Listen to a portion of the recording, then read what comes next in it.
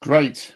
Well, welcome back to GA4GH. This is track 4. So welcome to America and probably Hawaii and perhaps a little bit of New Zealand and Australia if you're up early. It's you and Benny here. We've got a great track ahead of you, and our first speaker is by Alan Christofeles from Sambi in Cape Town, South Africa. Alan, um, here we go, opening track. If we can get the next slide, please, Justina, just check. Oh, yes. That's good. Before I introduce the plenary speaker, just to remind you, if you're joining us for the first time, there's simultaneous translation in Japanese, Spanish, German, and French. So please go to this URL below and choose the right translation if you want to listen in. Next slide. And a very warm welcome to everyone. We've got many people around the world coming to join us. Next slide. And that has made us this plenary the most geographically diverse to date. I have to admit, I think changing the mean circadian rhythm point for the different tracks have been perfect. Next slide. Just to say thank you very much for your attention, for coming and joining. And we really know that this is not a normal time for you. It's not normal because obviously we're in the middle of a pandemic. We're taking advantage of the fact of being virtual to make this more global. But I would, in many ways, much rather be in person, meeting some of you for the first time and meeting old friends. And I look forward to that time coming back. Next slide. If you get stuck, here are your points of help. Actually, I think the best point is the GA4GH Slack channel, and go to there in the hash general.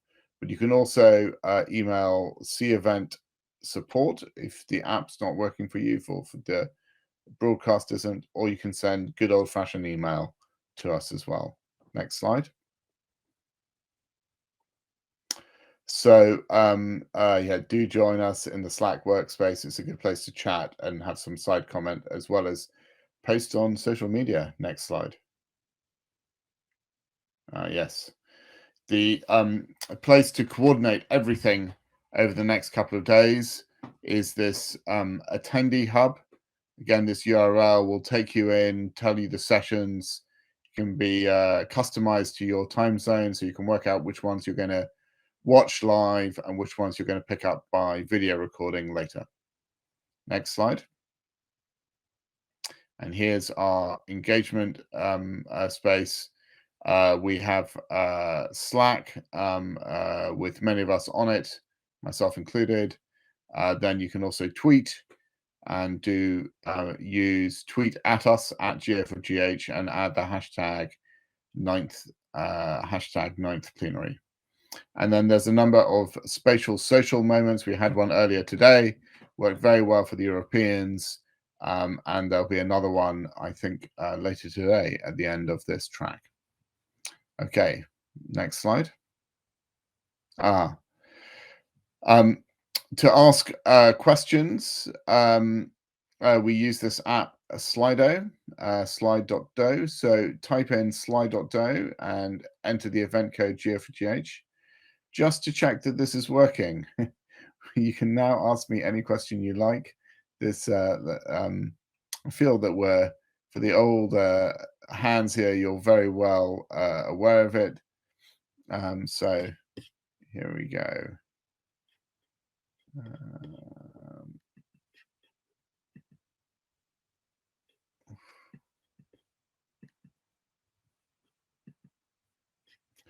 Right. Has anybody asked any questions?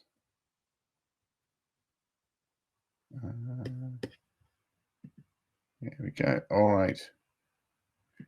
And if you can imagine an era pre-COVID-19, a meeting was convened of both bioinformatics. Ah. All right, we managed to mess that up. So I don't know whether we should, that's the talk which is about to come up. And here are the questions. Perfect. Are we sick of these slides? Yes. Do I have a favorite superhero character? I don't know that I do. What type of plant is behind me? It's a rubber plant. They grow very well, certainly in London. So I think it just shows you that you can do this. These are all live questions. So if you're new to Slido, come into this. And I should indeed be in bed. So let's go to the next slide.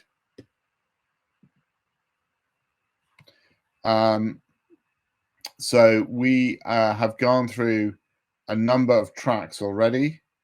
The story so far, the collaborative, innovate, accelerate. I really enjoyed that one. And responsible data. And if you've missed these, which is entirely appropriate, then do come, entirely appropriate if you've got the wrong time zone, basically. Do go back to the attendee hub and there will be some recordings of them so you can catch up. So next slide. We are now on track 4 in expanding the scope and impact of GA4GH. And we'll start off with our plenary. So next slide. Yep. So the plenary will be Alan Christoffels from SAMBI and the phage project.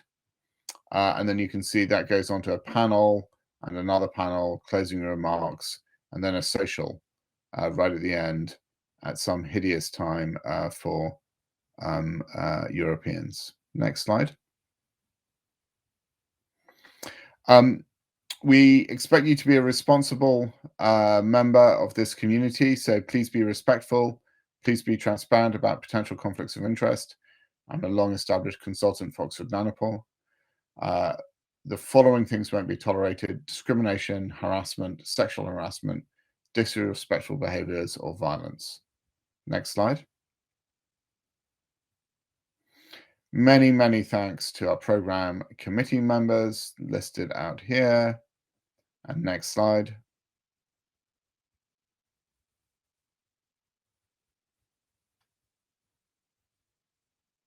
And we're done. Perfect. So it's a great pleasure to introduce Alan Christoffels from SAMBI, from Cape Town, South Africa. Alan has done just impressive work over the decades in bioinformatics and genomics. And more recently, he has been involved in the phage project to help deepen and make real in South Africa and for the African continent coordination of standards around infectious diseases. So as a kind of sister project for GA4GH, we really welcome phage and Alan, and it's over now to Alan's talk for this. So over to Alan. Back in March 2019, and if you can imagine an era pre-COVID-19, a meeting was convened of both bioinformatics stakeholders as well as public health officials.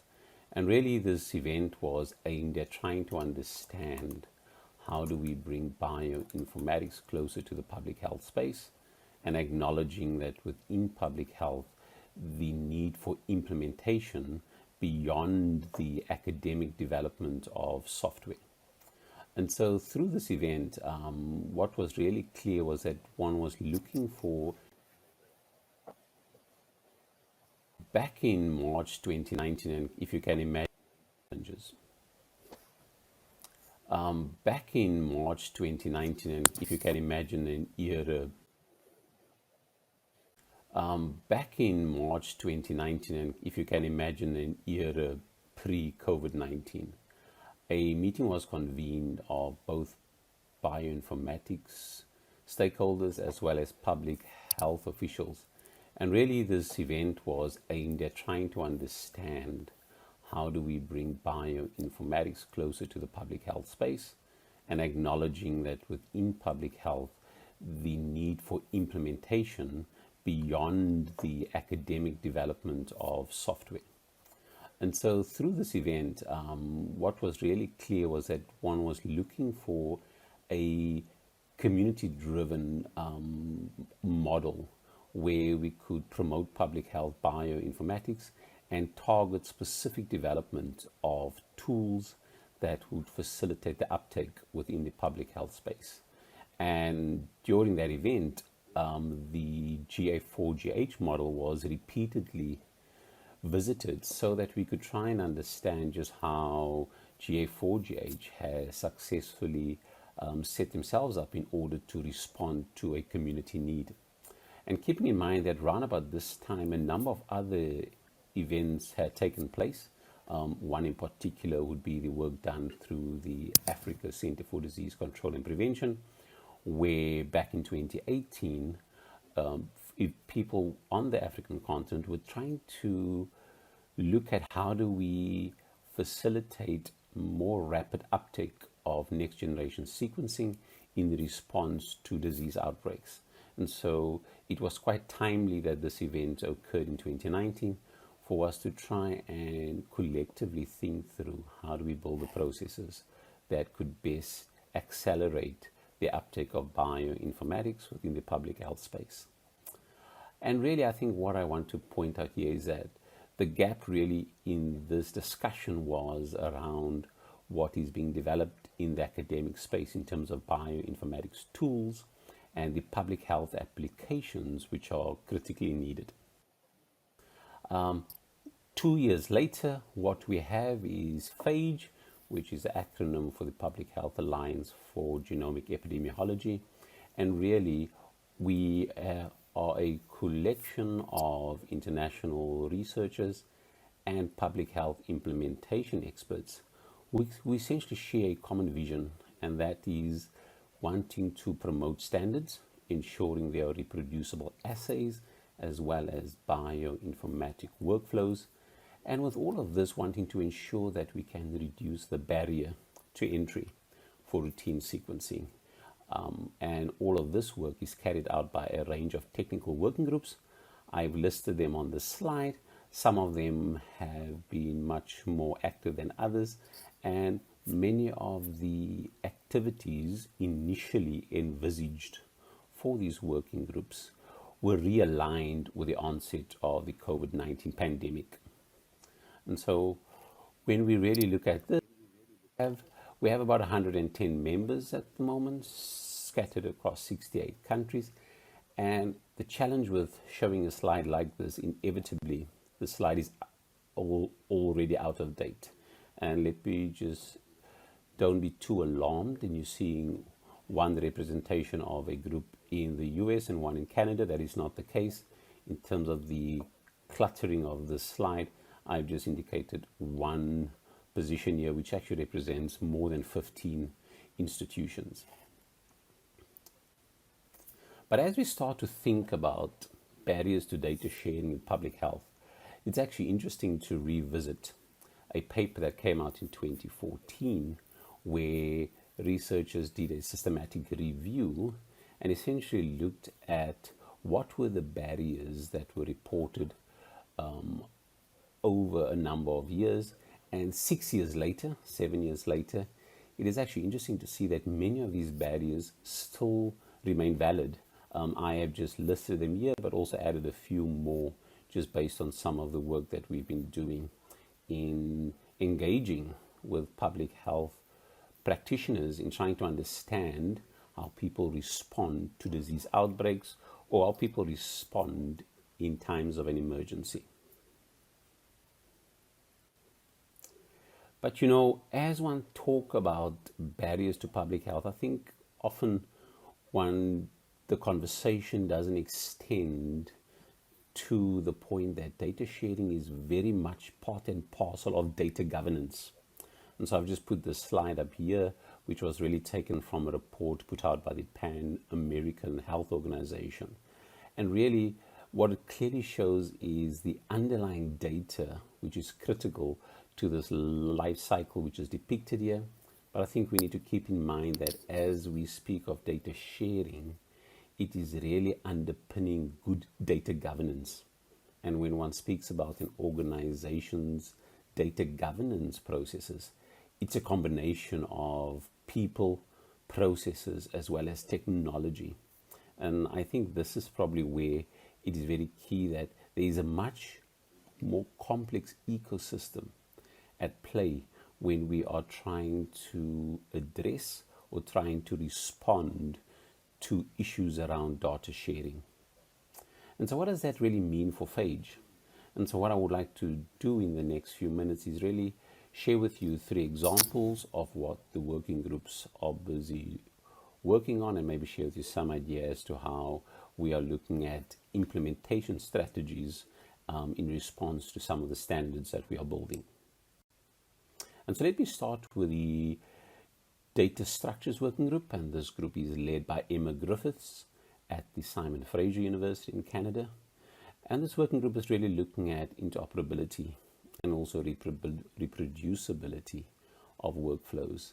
There is a lot of cross-talk between a range of technical working groups, but I wish to just highlight 2 standards that have been worked on within the Data Structures Working Group in collaboration with your Pipelines Working Group as well as the Infrastructure Working Group. And the first one is really producing a metadata standard for collecting SARS-CoV-2 biospecimens and data in the field.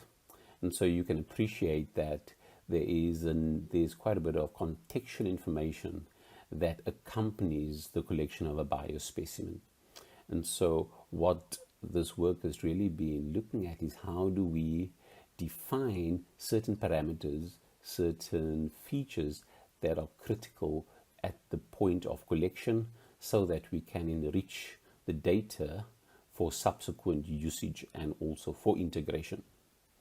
And as you can imagine, in a health emergency, what you really need is to be able to share data timeously with organizations, trusted partners, international agencies, and also public repositories. And what the slide is really pointing out is the disparity or the variability among the different data structures that we have. And this is an example of forms utilized within a private database, or also these reference laboratories that gets recruited, and also what we have within the public databases. And so how do we put to the user a set of metrics that should be considered when collecting biospecimens, particularly during a health emergency? And I think this becomes one thing we are seeing in the context of the COVID-19 pandemic. In the rush to do testing, there is an opportunity that is missed during the collection of biospecimens.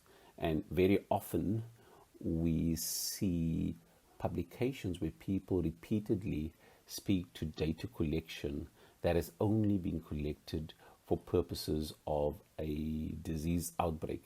And what you do not have is the wherewithal or the capability built into the system to be able to revisit this information.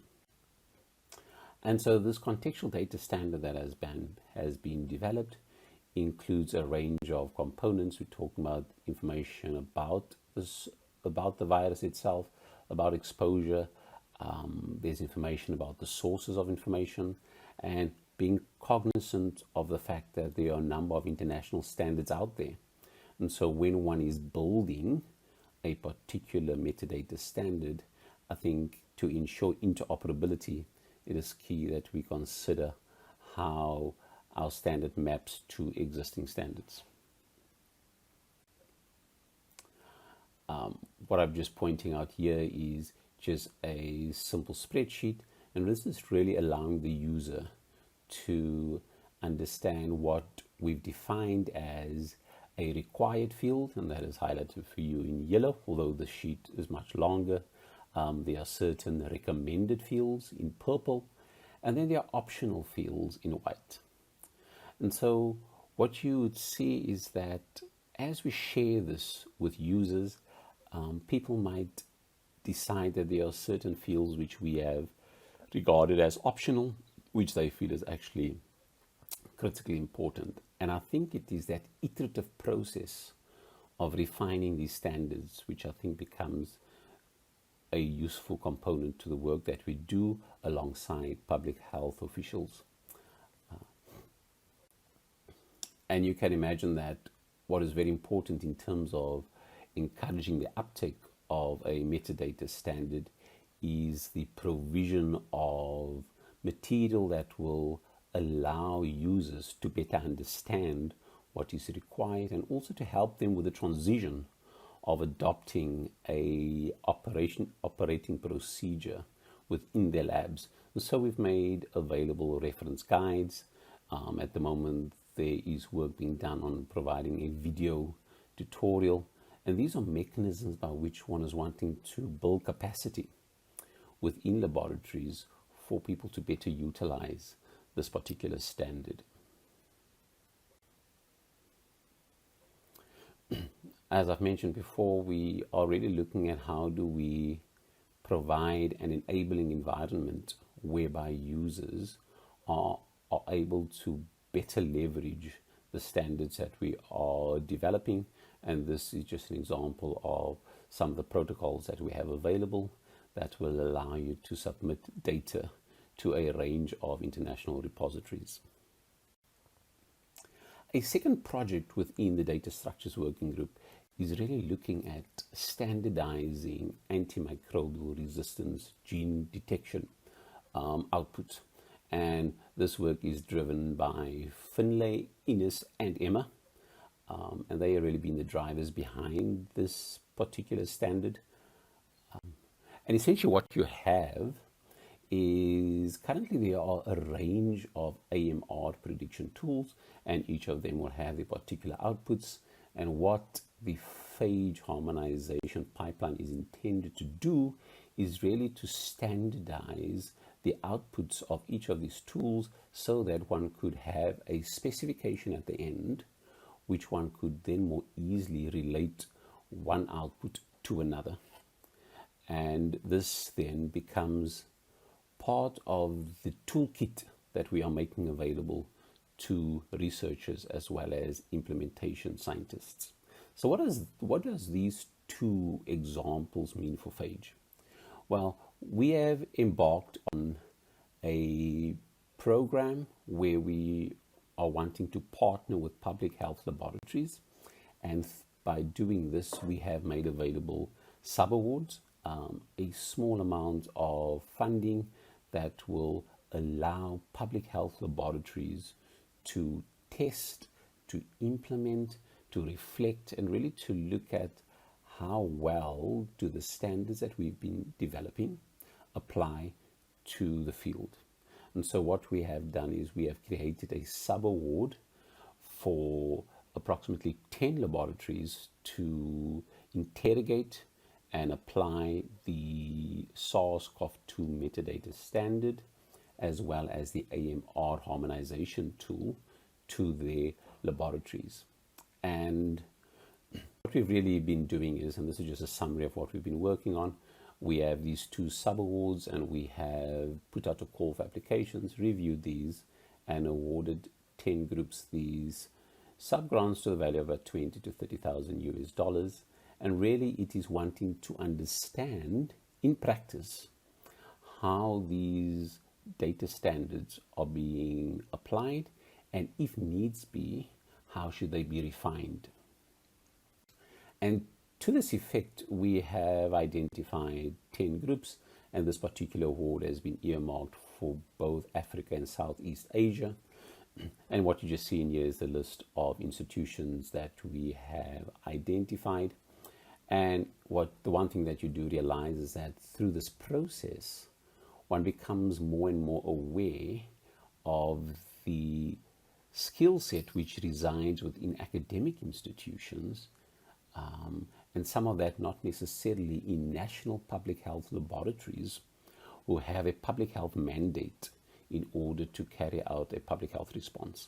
And so what we are very keen on doing with these awards is to ensure that we have a transfer and exchange of skills and knowledge from national academic institutions to national public health facilities.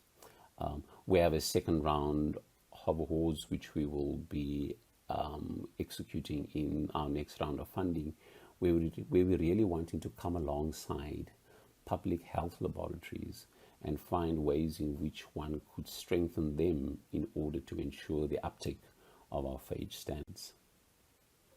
So while I've spoken about the data structures working group, I'd like to now at this point just shift gears a bit and maybe just highlight some of the work that we are doing in the ethics data sharing working group. And this group is led by Nikki Tiffin, and they have a vibrant team within this working group that has really been using an online forum, which you have to register for, in order to engage on various topics around sharing information.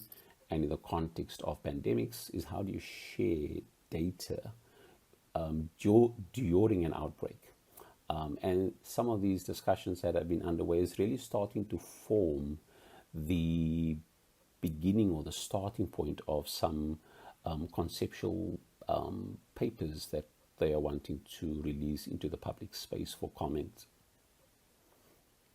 And so what we have done is, in trying to harness some of the work within the ethics and data sharing working group, we have looked at a few sub-awards to individuals, to organizations that are really interrogating how best to engage a range of stakeholders when we start to speak about what constitutes ethical data sharing. And so we have identified 4 groups, and these groups are scattered on the African continent with very specific niche areas. One of them in the DRC and Gabon is really looking at how does one set up, continue to provide online ethics training resources to a range of public health implementation scientists as well as research centers. We have a group that's really looking at trying to understand ethics review boards within country in order to understand what processes are being implemented and, if necessary, what needs to be revised. We have a project around scientific citizenship, and it is mechanisms by which one could engage a particular stakeholder, and that is school learners, and using mother tongue instruction in order to do so. Something that is very prevalent currently is vaccine hesitancy, and we've had an application from a group in Nigeria that is wanting to really engage the community around factors that contribute to vaccine hesitancy. And these are the initial projects that is forming part and parcel of the roadmap for the ethics and data sharing working group, recognizing that the one aspect that we've noticed during this period is the need to provide added support to researchers who are wanting to engage on topics of ethics and data sharing. So as our new funding stream comes on board, we are wanting to explore how we could come alongside national public health laboratories in particular in order to build up the capacity in order to action some of the ethics projects that people are wanting to do within the public health space. And probably the third example really is looking at the infrastructure working group. And this is led by 2 co-chairs, Peter van Heusden at the University of the Western Cape and Danny Parks at the Broad Institute. And so it's quite great to have a link directly with GA4GH through Danny Parks' involvement. And this working group has really been busy during these 2 years in really trying to firstly map out landscapes in how best do we share both tools and workflows across a range of environments, be that resource limited settings, or really finding ways in which one could best provision for a range of different public health laboratories. And one partnership which we've embarked on is a strategic partnership with one of the founding members of phage, and that is the Africa Center for Disease Control and Prevention. And we've partnered with the Africa CDC in trying to assist them in developing a conceptual framework around a data platform. And so if one looks at the Africa CDC's approach for building capacity in national public health institutes, what you see is we have a mechanism whereby which you have member states who essentially would rely on a regional sequencing hubs in order to carry out some of the sequencing requirements. So the way that the rollout of a response to COVID-19 has happened is the establishment of regional hubs, which would be sequencing facilities that could provide sequencing in a geographic region, and that would help to support some countries where there are not sufficient capacity. The Africa CDC is also busy engaging with its member states in looking at material transfer agreements. And so what you see within this slide is a technical support provided through expertise regionally, together with more of a policy-driven support that is happening between member states. And I think the critical thing here is understanding the data transfer. And this is something that I think is something that is pertinent to both GA4GH as well as phage. And really, as phage, we see this as one component where there is probably opportunity to align some of the work that we are doing within phage as well as what is happening within GA4GH. And one such example is the data use ontologies, and initial discussions with GA4GH has certainly been encouraging in us recognizing the utility of some of the standards that GA4GH has developed and how we could potentially refine these as part of encouraging and accelerating the utility of data sets related to pathogens. And I think as we start to engage on this, I think what is very important, that there needs to be partners that are involved in just trying to understand the landscape within countries. And while the slide is specific to Africa, this is by no means a topic that is restricted to the African continent, but the development and the evolution of technical innovation, such as what is being proposed with these ontologies as a way for sharing data sets, has to happen alongside an understanding of the policies and the frameworks that would be needed in order to facilitate cross-border sharing. And so this is, we are quite excited about the opportunity to explore this mechanism of working alongside GA4GH, and I think these will be really, there'll be an opportunity for us to move forward on this as we go into 2022.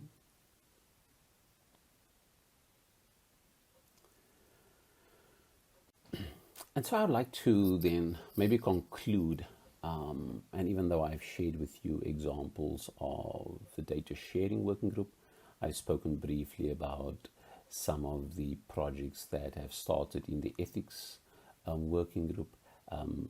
In fact, I've initially started talking to you about the data standards working group, and also work that's being done within the infrastructure working group. I haven't really spoken about our bioinformatics pipelines group, and really that working group is really integral to lots of the discussion and lots of the work that's being done within phage. And so I've just put in here a basic workflow that is critical to a public health setting.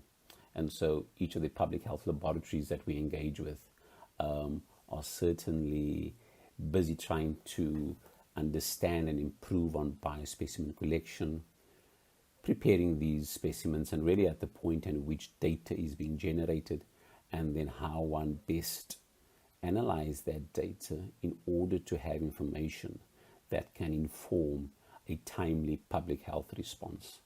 And with this entire framework, we have embedded phage working groups within each of these steps.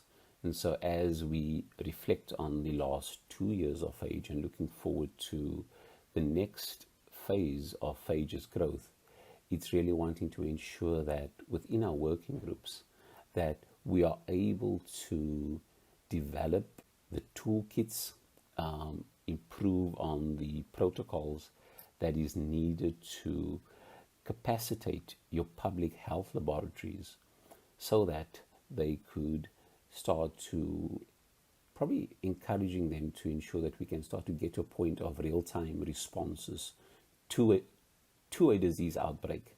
And so very often one is having conversations around how do we respond to COVID-19, but really in our bioinformatics space, one needs to also step back and start to ask, how do we abstract these learnings in order to look at more generally responding to disease outbreaks? And I'm reminded in my discussions with the Africa CDC that the African continent is monitoring in excess of 100 disease outbreaks each year. And so as we develop potential solutions to COVID-19, one has to constantly think about the sustainability of those in order to strengthen public health laboratories in responding to many other disease outbreaks that would plague the globe. And so with that, I wish to just say thank you very much to our partners. We have a number of groups that are actively involved in the activities of phage.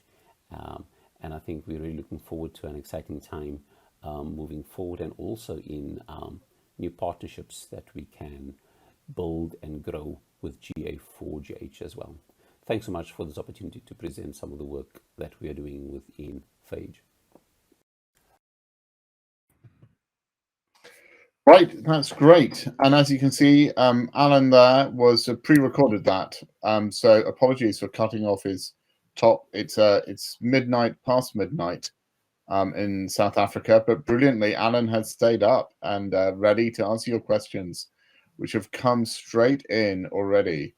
So let's take them from the top here. So the first one, what are some of the successes and challenges phage has had in engaging with community stakeholders across the working groups? That's a very broad question, Alan. I guess if we turn that around, what's surprised you about what's gone easy and what's been difficult for phage?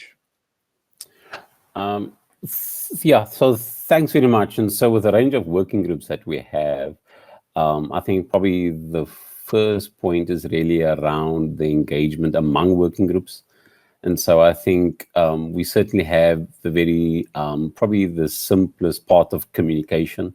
We have technical working groups that are very vibrant on Slack. And so there's an extensive discussion and debate around improving technical implementation, whereas you have another group in the ethics space which responds more readily to an email. And so we're finding somewhat of a disconnect around some of the discussions that are happening. And I think we haven't quite solved this yet, is that how best do you get working groups more aligned with some of the discussions, with the result that we have sometimes the best possible focus discussions across working groups when we have our steering com meetings. Unfortunately, that happens quarterly. And so things tend to fall through the cracks. And as working groups grow, and we probably see this in a range of projects, I think it is making sure that one could keep the proper links. We've been fortunate that funding that we do receive from the Bill and Melinda Gates Foundation supports a secretariat which attempts to ensure that we can make sure that what is happening between working groups is actually much more aligned. Yeah, I think maybe first stop there. I see there's quite a few questions that are lined up. Well, not so many, but it's great. Let me just take the last one at the moment. So has the phage network engaged with the GA4GH passport standard? I think it's GA4GH passports should be useful for you, and it'll be a good thing. Yeah. Yes, it is, and I have to admit that discussions have started among specific individuals. I haven't quite followed exactly where it has gone. We've certainly, as we were busy framing our plans for moving forward, I think we are just realizing more and more that there's a lot of work that has already gone into what you guys have been doing in GA4GH, and it really needs to be capitalized on. And so I can certainly see us driving that plot much further.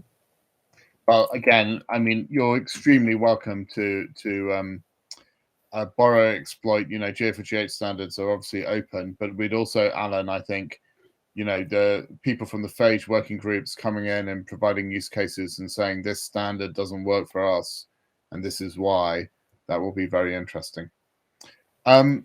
So, what about the COVID-19 pandemic? Has that changed the willingness to share genomic and pathogen data? And I guess, in particular, from your perspective in Cape Town, South Africa, do you think it's changed things? It's definitely changed things up here in the UK.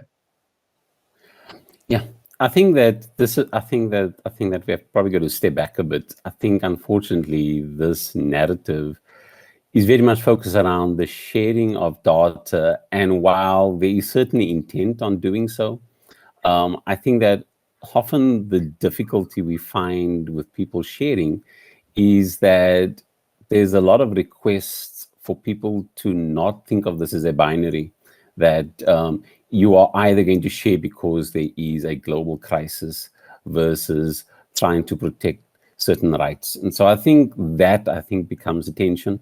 And so certainly in Cape Town, we have seen the sharing of data, but also there's been this hesitancy in doing so in the absence of a policy framework. And this seems to be a refrain more and more.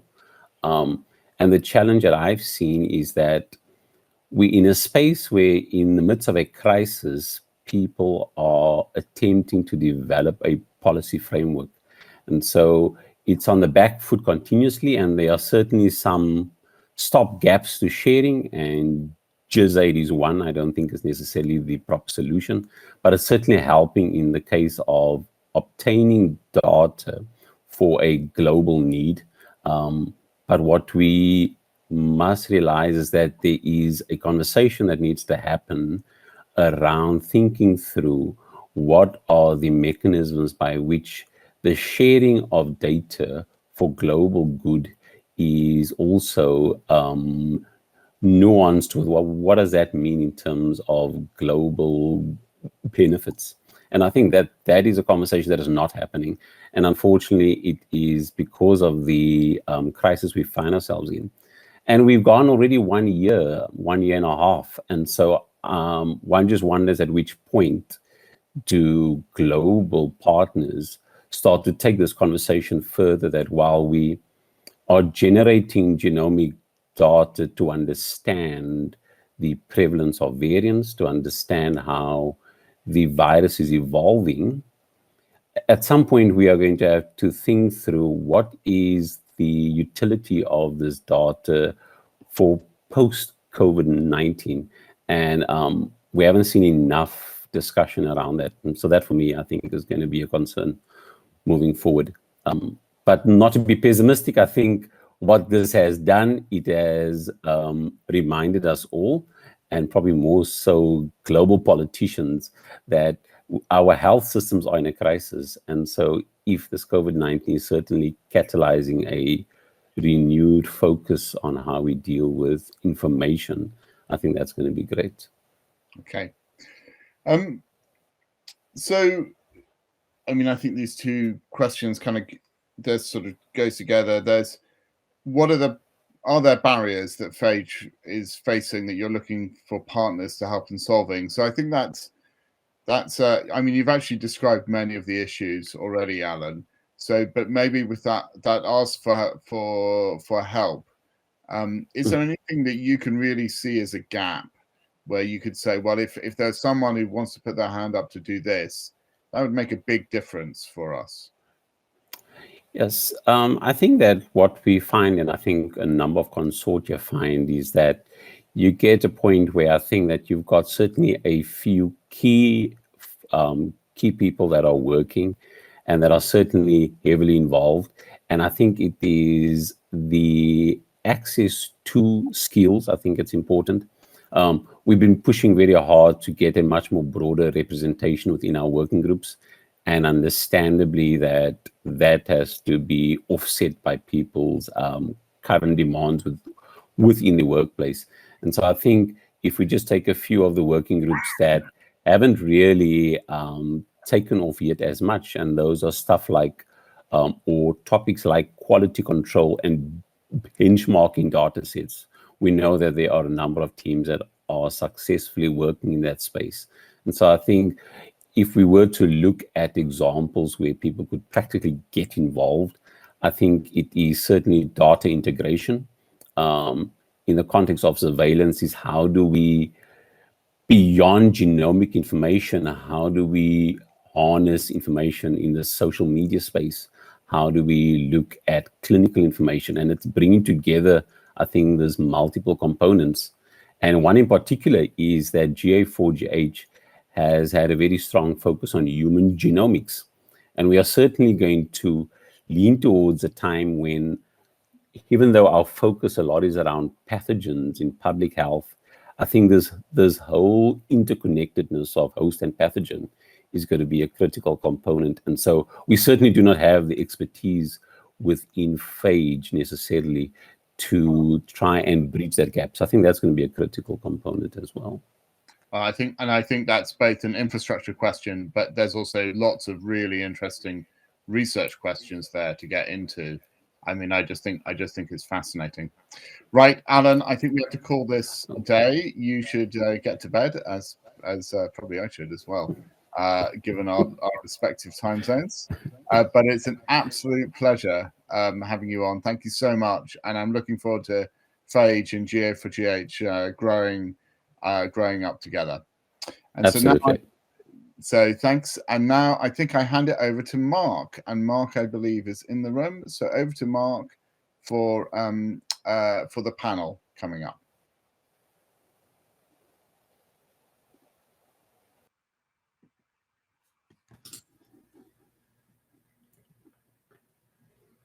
Thanks very much, Ewan. And welcome, everyone. Thank you so much for joining. We'll just wait for a moment as we bring up our slides.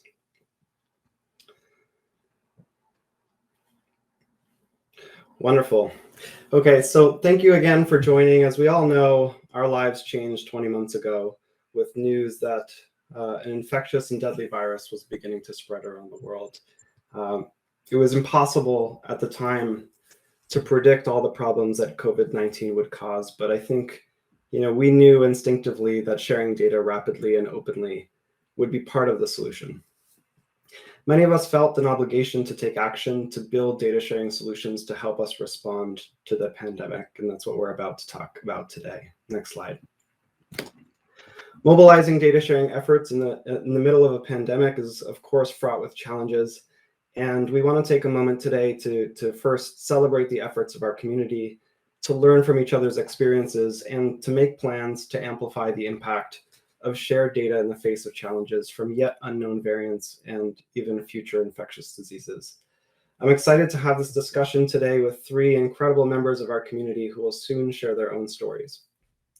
Our panelists include Ben Neal, co-lead of the COVID-19 Host Genetics Initiative, Melissa Handel, who's at the helm of the National COVID Cohort Collaborative, or N3C, and Catalina Lopez Correa of Genome Canada's CanCoGen. They'll each deliver a 10-minute presentation followed by 20 minutes of Q&A. Next slide, please. My name is Mark Fume, and I'm CEO of a company called DNA Stack. I'll set the stage with a short anecdote of our own journey working with an amazing consortium of partners to build a system for genomic variant surveillance to support Canada's response to COVID, and it's all powered by GA4GH standards. Next slide. Before the pandemic, one of the standards that we spent a lot of time on is called Beacon. Beacon's essentially a search engine for genetic variants. It allows researchers to ask the simple question, do you have samples with this genetic mutation? Yes or no? And that simple form of sharing has proven to be quite successful. There are now hundreds of beacons sharing data from millions of human genomes using this method. Next slide. So in January 2020, when COVID was beginning to spread, we immediately thought to ourselves, tracking variants is going to be important. Why don't we repurpose the standards and technologies we built for human genomes as part of GA4GH to viral genomes? Next slide. So at DNA Stack, as it was with other organizations, we made the difficult decision to halt almost all of our efforts and focus on COVID. And within a few weeks, we stood up a COVID-19 beacon. And this was aggregating every openly shared genome we could possibly find, doing assembly and variant calling and enabling variant discovery over the beacon protocol. Next slide. There was immediate interest in collaboration from infectious disease researchers, from policymakers and government and cloud providers and others. And within a couple months, we formed a government-funded consortium around a common purpose to develop a system for genomic variant surveillance that was powered by GA4GH standards. Next slide. Since then, we've expanded the functionality of the platform, which is called Viral AI, to leverage a tightly integrated set of GA4GH standards for data representation, for data access, for data discovery, and analysis. And we're using the platform to index and share as many viral genomes as we can, including from NCBI and Genome Canada's VirusSeq. Next slide. The global need to share viral genomics data in light of the pandemic, I think, has in many ways accelerated the mission of our alliance. It's created awareness to the problem, an urgency to take action, the need to collaborate across boundaries and borders, and a commitment from high-level decision makers. Next slide. I'm very optimistic, I think, with progress that we've made, that we can leverage a strength as a global community that's committed to advancing sharing, to identify opportunities and challenges, and to organize and pursue a concrete steps and set of actions to help our response to COVID and set a precedent for how we can prepare for the future. With that, I'll invite our first speaker to the stage, Ben Neal. Ben is co-director of the program in medical and population genetics at the Broad, where he's also the director of genetics at the Stanley Center for Psychiatric Research. He's an associate professor in the Analytic and Translational Genetics Unit at Mass General Hospital, where he directs the Genomics of Public Health Initiative. He's also an associate professor in medicine at Harvard Medical School. And now Ben is going to tell us about a very impressive host genetics initiative that he's leading. Welcome, Ben. Excellent. Thank you, Mark. And thank you for the opportunity to come and speak to you. Let me share my slides.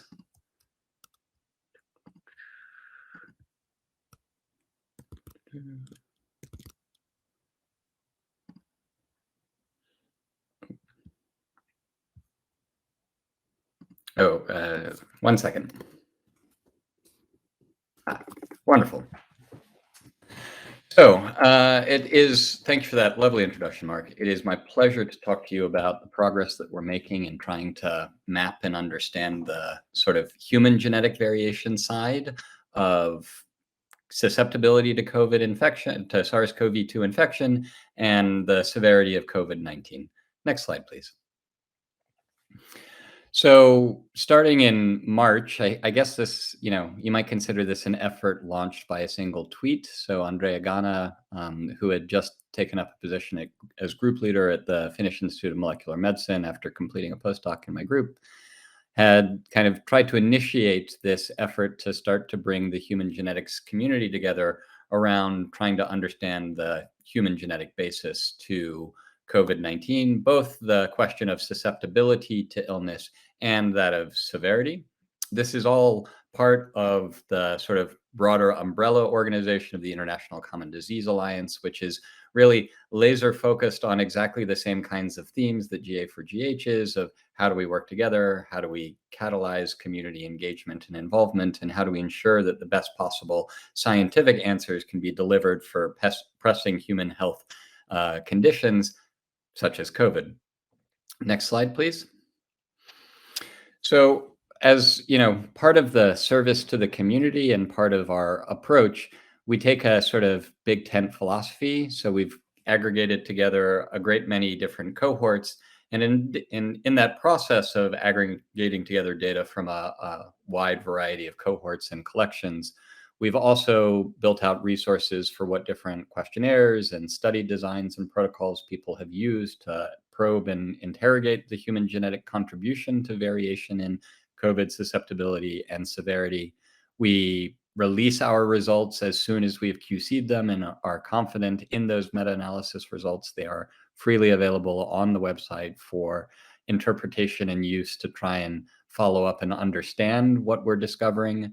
We've also expended a fair amount of effort in trying to engage the public through Twitter and blogs and social communication and outreach, with this view of, as Mark was saying, genomics is sort of jumping from a technical activity into something that's cracked the public conscience. And so there's tremendous opportunity to try and help people understand what we're learning about this illness in real time.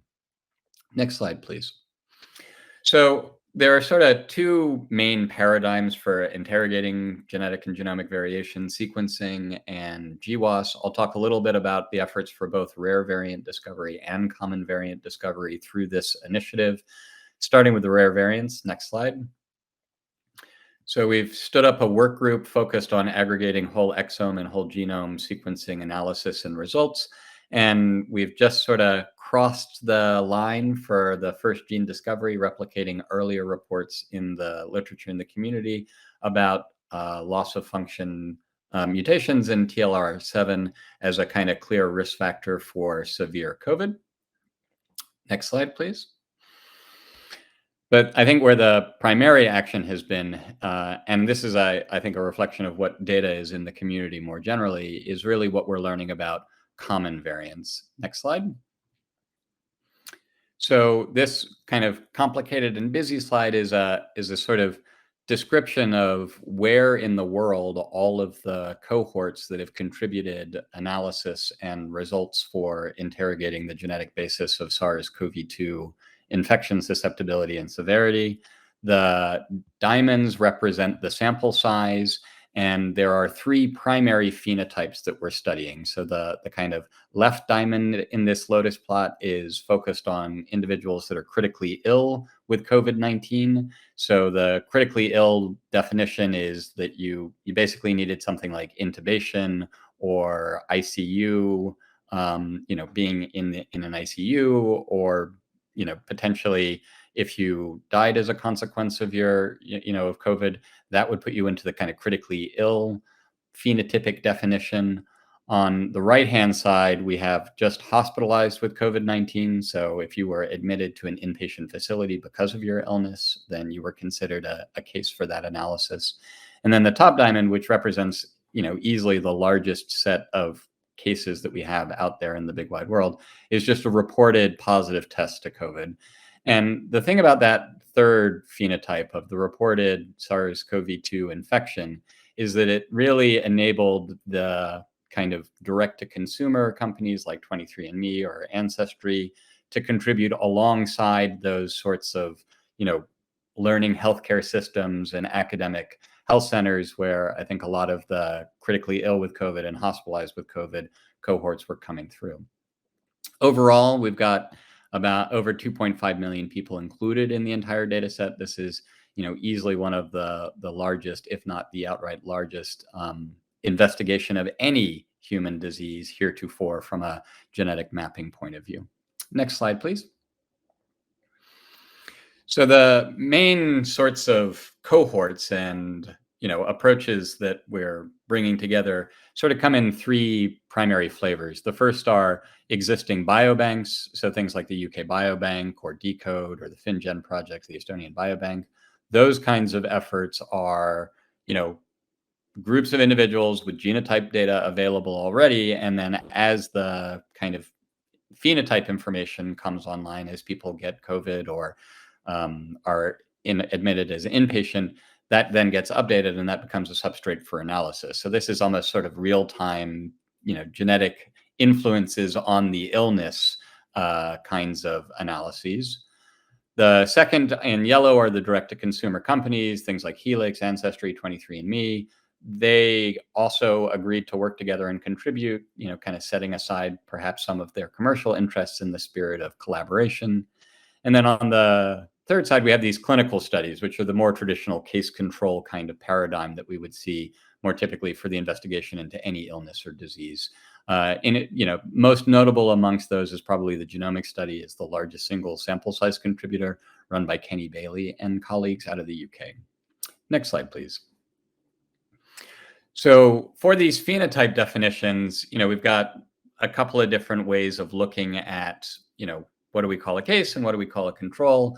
This lays out those criteria. I won't walk through the individual phenotypes themselves, but it's just worth noting that these three primary analyses are where we've spent most of our time and energy in trying to map and understand the basis of not only severe COVID, but also susceptibility to infection in the first place. And then the wealth of controls, it's pretty much a guarantee that there are individuals that did get COVID in the control set as well. But nevertheless, the sort of ability to leverage more information about allele frequency really powered the scans. And so we're careful in interpretation, and there is definitely some bleed and overlap between our severity analysis and the susceptibility analysis, but fundamentally these are trying to drive at two related but not identical scientific questions. Next slide, please. So here they are, the two primary results that we think are most informative. Up top is that hospitalized with COVID-19 versus controls. We've got a bunch of loci that we've identified. I'll walk through some of those associations and how we interpret them as we go in the next few slides. But fundamentally, genetic mapping is working. Neither phenotype is particularly heritable. So that is to say, our methods for estimating the overall genomic contribution to this set of outcomes is still pretty small. But the results themselves, the top end of the results, we think are actually informative and teaching us about the potential biological pathways for both severity and susceptibility. And perhaps most strikingly, that there are loci that are specific to severity and not susceptibility, and vice versa, suggesting that there are potentially different mechanisms for proliferation of the virus within the individual versus the acquisition of an infection in the first place. Next slide, please. So here's some of the biological discoveries that we're really enthusiastic about and I'd like to highlight. The first is this IFNAR2 locus. So this is a well-known interferon signaling pathway that's involved clearly in kind of response to COVID. And that's highlighted in that kind of red box with the one down at the bottom. The red box over on the left-hand slide that's highlighting that second locus is right smack dab in the OAS gene cluster. OAS is sort of part of our innate immunity antiviral restriction enzyme activator, mechanisms. And this is, a really important component of how our body fights off viral infections more generally. And it's quite encouraging to see that we can map and identify such genetic effects so readily and rapidly through these kinds of efforts. And then the third locus that I'd call your attention to on this slide is this DPP9 association. And for all three of these genes, it is worth mentioning that we are not absolutely certain about the gene, because still the interpretation of these associations is a challenge, not just in this context, but in all contexts for human genetic inquiry. But nevertheless, the progress is there, and these associations are teaching us about places in the genome that have some material impact on risk to infection or severe illness. Next slide, please. And then following that up with another trio of associations where we have some interesting stories to tell. First amongst these is a coding variant in a gene called TYK2, which has been associated to not only a primary immunodeficiency if you have complete loss of function for TYK2, but the sort of missense variant is also that is increasing risk for severe COVID, is protective against several autoimmune diseases. And so there's very much a push me, pull you with respect to this particular association of this particular gene. And I think a lot of, kind of infectious disease human genetic investigation does suggest this sort of two sides of the coin in terms of what the consequences of given genetic associations or variants might truly be. In addition to the TYK2 association, there are associations to FOXP4, or at least the region around FOXP4. This association was only mapped through the international collaborative efforts because it is a variant that is quite different frequencies across different ancestries. And therefore, it was only through the inclusion of many diverse ancestries that we had the power to identify this in the first place. And then the final thing to touch on is this ABO association. And the association does look like it's associated to the O blood group, but it's still not super clear. It's still complicated fine mapping these things. And it is very clear, though, that it has much more to do with susceptibility to infection than it has to do with severity. Next slide, please. So that was our kind of release 5. We've just put the finishing touches on a new release, release 6. These results are all available for download as well. And there's some exciting emerging biological stories that might be coming from this updated set of results as well, including this association to SFTPD, which has been previously implicated in lung function, particularly that FEV1 over FVC, which is a measure of forced expiratory volume. And, that lung function aspect, again, gives us another clue that this might be something that's important with respect to the kind of strength of association and trying to provide a little bit more biological color. Next slide, please. There's also an association to this MUC5B, which is involved in encoding respiratory tract mucin glycoproteins. This is a well-known, strong-acting, variant for idiopathic pulmonary fibrosis, but it is protective for severe COVID-19. So again, we have another one of these push me, pull you kinds of circumstances, and I think that's going to, maybe be a kind of big story in interpreting a lot of these sorts of phenomena. And then next slide, please. And perhaps most encouragingly, we now have identified a genetic variant that's just upstream of ACE2, 69 base pairs ahead of the transcription start site, that is associated with a reduction in ACE2 expression. And ACE2 is the receptor that is thought to be the target for how SARS-CoV-2 gets into cells in the first place. And so this, I think, is a nice validation of the approach and has, I think, the opportunity to teach us a little bit about gene regulation as well. Next slide, please.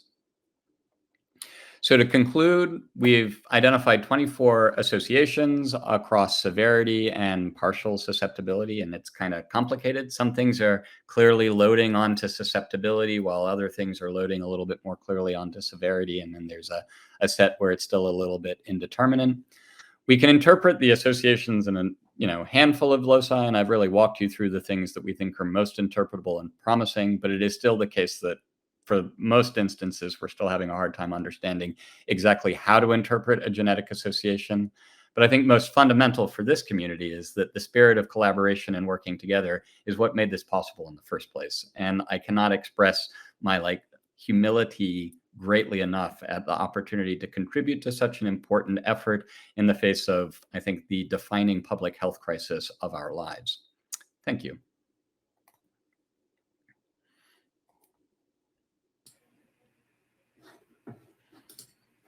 Ben, thank you so much for that. I think you touched on a lot of themes that I would love to get back to as part of our Q&A. For now, we'll move to our next speaker, Dr. Melissa Handel, who's, of course, a longtime contributor to the GA4GH. Melissa is the Chief Research Informatics Officer at University of Colorado Anschutz Medical School and the Director of the Center for Data to Health. Her background is in molecular genetics and developmental biology, as well as translational informatics, with a focus over the past decade on open science and semantic engineering. Dr. Handel's vision is to weave together healthcare systems, basic science research, and patient-generated data through the development of data integration technologies and innovative data capture strategies. Melissa's research has focused on integration of genotype-phenotype data to improve rare disease diagnosis and mechanism discovery. Melissa is also co-lead of the GA4GH clinical and phenotypic data capture workstream. And now, Melissa, we're excited to learn more about N3C.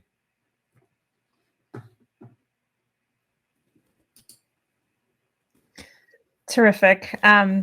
Thank you so much. That was really a lovely introduction. It's really a pleasure to be here to talk about this particular project and all the work that our community has been doing over the past 18 months or so. So I'm going to talk today about the National COVID Cohort Collaborative. And this is a community in the United States, although we do have international participants. But it really began with the Centers for Translational Science award sites, which are the 60 largest academic medical centers here in the United States, kind of putting our heads together and really thinking about what can we do to help combat the pandemic in the face of this unknown disease. Next slide, please. So obviously, we're all here to talk about data sharing in the face of the pandemic. In the United States and elsewhere around the world, it's very challenging to get your hands on large amounts of clinical data in order to do discovery analytics. And so one of the things that we really set out to do is to say, how can we actually have enough data to reveal the patterns of the clinical outcomes of this disease? What are the comorbidities? How do we personalize treatment? Which drugs exacerbate COVID outcomes? Which drugs ameliorate them? How do we distinguish between acute COVID versus MIS-C in pediatric cases? How can we predict acute COVID severity early in the course? And more recently, how do we predict, diagnose, and treat long COVID? And this has to do with really thinking about how do we use, large amounts of clinical data to test hypotheses about treatment regimes and biomarkers that can help us make better clinical decisions. And how do we actually support clinicians in all contexts, whether you're at a first-class world-class hospital or in a tertiary care center anywhere around the world that may be resource limited, and how do we expend those resources carefully and for the most patients that most need them. Next slide, please. So one of the most exciting things that actually happened in the context of the N3C was our data governance. And people talk about, wow, it's an amazing program that developed so quickly with so much data, and we'll get to that part too. But I actually think the most innovative part of what happened in the context of N3C was the governance.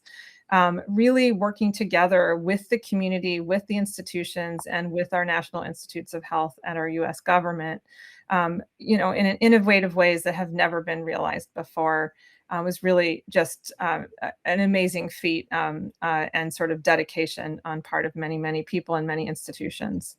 So I wanted to talk a little bit about how that works, and also as a prelude to some content on the next few slides.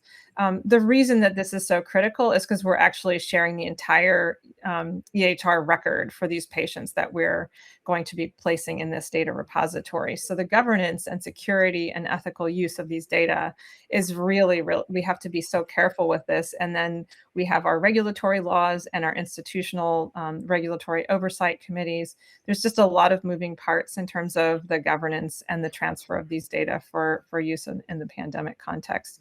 And I know there are many other nations that are challenged in the same way.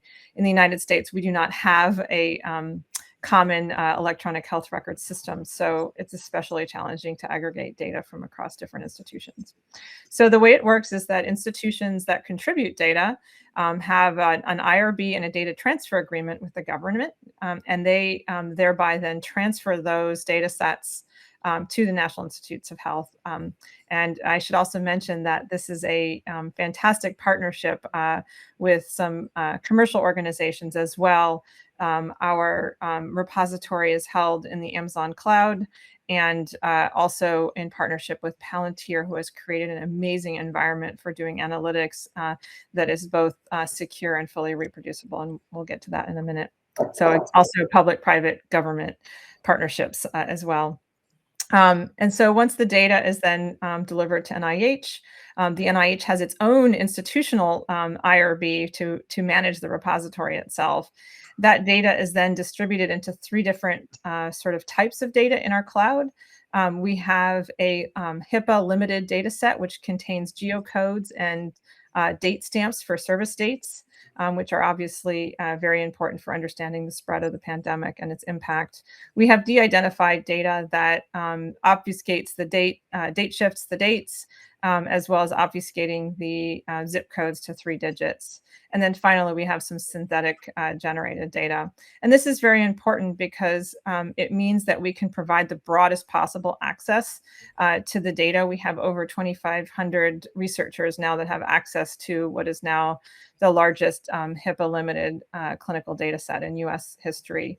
And we even have high school students and community college students able to access these data because of these sort of different provisioning levels.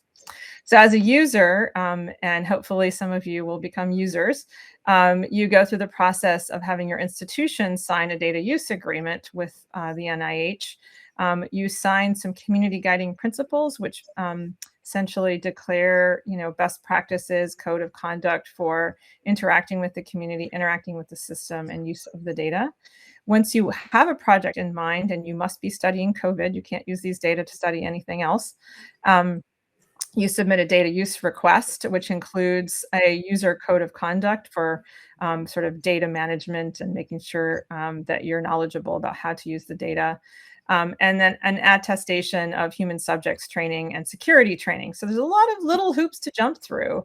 But then once you do go through all of that, you go through the data access committee and get approval, and your project space is commissioned, and you can do the work on whichever tier of data that you've been given access to. For projects requiring that limited data set, you do need to have a user project specific IRB through your institution. So there's an additional layer of oversight. A lot of regulatory oversight to provide access to row level clinical data en masse. So it seems like a lot, but this whole governance structure has never been kind of realized before for this type of data. And so it's really exciting to be able to provide access to so many people to this really valuable data. Next slide. So this is a little bit about what our distribution looks like. We currently have 65 sites that have released data sets, and approximately 90 who have signed up to deliver data. There are 7.9 million patients in the system, with over 2 million positive COVID cases. And so you can kind of get a sense of the magnitude of the distribution. We've also worked very, very hard to ensure that the distribution is representative of our demographics across the United States. The dots don't necessarily fully reveal, since a dot may represent a whole region. It's just where the institution's address is on the map. But we've done a lot of work to look at the demographics, and we feel that it's representative cohort of our nation. So that is really terrific. And again, just with many thanks to all the institutions that have contributed data and who have been participating in the analytics. Next slide, please. So I wanted to talk a little bit about how we actually made this happen. So as it turns out, in many parts of the world, there are many different common data models that people put clinical data in for research. And they're, it's suggested that they're largely designed for separate reasons, but the reality is there's a lot of commonalities, and the reasons are not so clear anymore in many cases. In this case, we worked very closely with the different communities that have instantiated these different common data models: the OMOP model from the Odyssey community, the ACT model, the Trinetics as a commercial partner, again, another commercial partnership, NP CoreNet. And then we've also been working on getting data from FHIR, although that's a longer term goal because FHIR isn't quite ready for bulk operations as yet. And what happens is the data comes in through this pipeline. We have kind of a white glove service that helps support the institution getting the data ready. It goes through a variety of parsing and data harmonization steps. We have a target. We use the target model is the OMOP model for those that are familiar. There are model mappings and value set mappings. And there's an enormous amount of quality assurance that is tracked throughout the way. This is all reproducible, so if anything goes awry, we can go back and address the issues.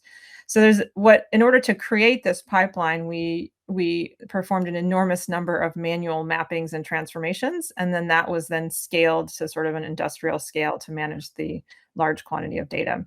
Once all that happens, it gets all merged together into the release data set and made available in those buckets that I just mentioned. So again, this is a rather unprecedented amount of, very sensitive clinical data sharing here in the United States. Next slide, please. So I wanted to talk a little bit about, so just kind of in the spirit of GA4GH, a little bit about some of the advantages that we have learned in the creation of centralized analytics for N3C. So we talk a lot in GA4GH about distributed analytics, many wonderful projects like Beacon or Matchmaker Exchange, thinking about how do we sort of query, everyone's resources where they are. And those are wonderful things. And without those things, we too here with the N3C would not have been able to create the N3C. However, there are certain kinds of questions that you can ask in the context of having just a massive amount of patient level data that you just can't ask in a distributed context. So for example, if I want to ask questions like, how is the time on the ventilator impacted by a given drug? That question would then be sent to the distributed network partners that have their data in that data model, in any one of those data models. And then the results would be aggregated and sent back. And I could say, oh, one site said 1 day, one site said 3 days, and I could take the average or do statistics and come up with some answers.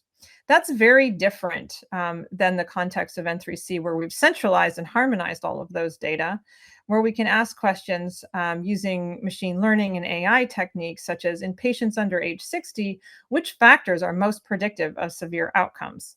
Those are the kinds of questions that we really need in the face of a new disease. And so we've been able to really collaboratively build, test, and refine various kinds of algorithmic classifiers and identify novel associations between drugs and comorbidities in our clinical outcomes.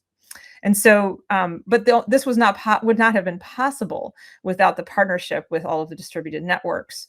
And so it's a really interesting kind of experiment in informatics and sort of social engineering about how do we leverage those already instantiated, kind of more protected distributed networks to build this type of resource for centralized analytics. And as I'm going to talk about in a minute, it's also really critical for the kinds of data quality that we might need for machine learning and AI types of applications. And so I'm hoping that this notion inspires how we think about things in the context of GA4GH. Which projects do we actually want to try to do something similar, where we might want to actually create a centralized repository from existing distributed networks? Next slide, please. So this is just a very, very simple example to get you acquainted to the challenge. So these two patients, one patient in hospital A and one patient in hospital B, both have COVID diagnoses, but a single query of data that's unharmonized would not actually capture them both. So at the top, we have a different code system used for the diagnosis. We don't even represent dates in the same way.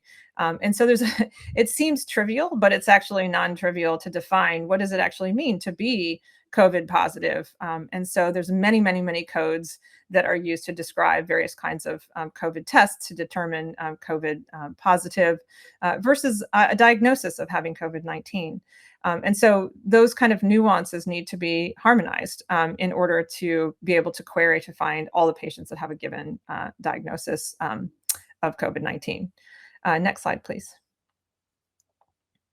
This is a much more complex example, and there are many, many different types of examples that we don't have time to go in today. But again, I just want to illustrate the sort of power of having the actual patient level data for improving the quality of the data for the types of analytical applications that we are in desperate need of in the face of this new disease. And this work was led by Richard Moffat at Stony Brook University with a large team of collaborators in helping prepare the data. And so, basically, one of the things that we've noted is that despite the fact that all of these data sources that we have from these institutions are already theoretically running all of their data quality tools over their common data model resources that they have in their research data warehouses, we found an enormous degree of variability in how things like units are represented. So, babies that weighed 100 pounds, institutions that had weight represented in both kilograms and pounds in the same field, having, how you represent pH, all of these different types of things are really not actually quality assured when they come in. And you would never know that in that distributed context if you didn't centralize the data. And so shown on the right, so actually on the left, we see the sort of original distribution of different types of units for kilograms, milligrams in the different types of laboratory assessments. And then over on the right is basically how we can actually rescue the data. So we can take a canonical unit that we can make a known conversion for where the unit is not plausible, such as the 100-pound baby, and we can actually infer that must have been a different unit. And that transformation can be applied, and any outliers further evaluated or removed from the data set. And so what you see over on the right, after having done that for a variety of different labs and a variety of different units, is that the parts that are in the light green are actually the proper units to begin with, and the things that are sort of in the blue are the units that actually can be repaired. And so in this way, we basically, practically half the data that came in, even after being harmonized to a local common data model with data quality processes, was still not harmonized when brought together centrally, where we could reveal the fact that we have, this really heterogeneous landscape of how units are applied. Well, it really matters when you're doing machine learning that your units are correct. And so the ability to sort of repair data in an algorithmic way at this kind of scale has been one of the biggest lessons learned that we've had in our project. Next slide, please.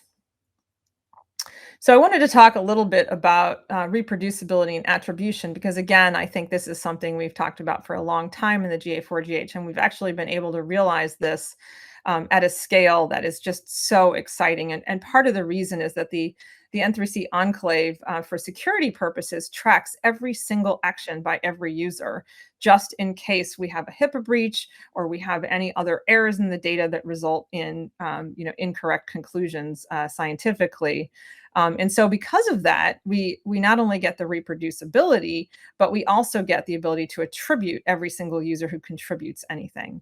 And so what we've been working with is the contributor attribution model, which is a very, very simple model of an agent, the person or group who does something, the contribution itself, their role, what did they actually do, and the artifact that they create, such as data quality tool, a terminology, an algorithm, a piece of code. And so here's an example of Tiffany Callahan. She's a graduate student at the University of Colorado who has just graduated. Congratulations, Tiffany. And she is a curator of a very important file that's been used by many people now called the OBO to OMOP mapping file, which creates computable encodings of OMOP concepts using more rigorous semantic ontologies. And what you can see over there on the bottom is a sort of operations graph of all the different activities in a workflow. And we can attribute to each one of those who created which actions to that part of the workflow. And at the other end, we can dump out the ORCID IDs that are then associated with those contributions. And so it's a full provenance graph that shows the attributions, but also the reproducibility. This is the most transparent and reproducible system on clinical data. As you may recollect, we had many retractions early on in the pandemic because people were drawing conclusions from clinical data that no one really had access to. And so it's been really exciting to be able to build a system that has the kind of reproducibility and transparency, as well as the attribution to all of the many hands that it takes to do this work together on such sensitive clinical data at the kind of scale that we're talking about.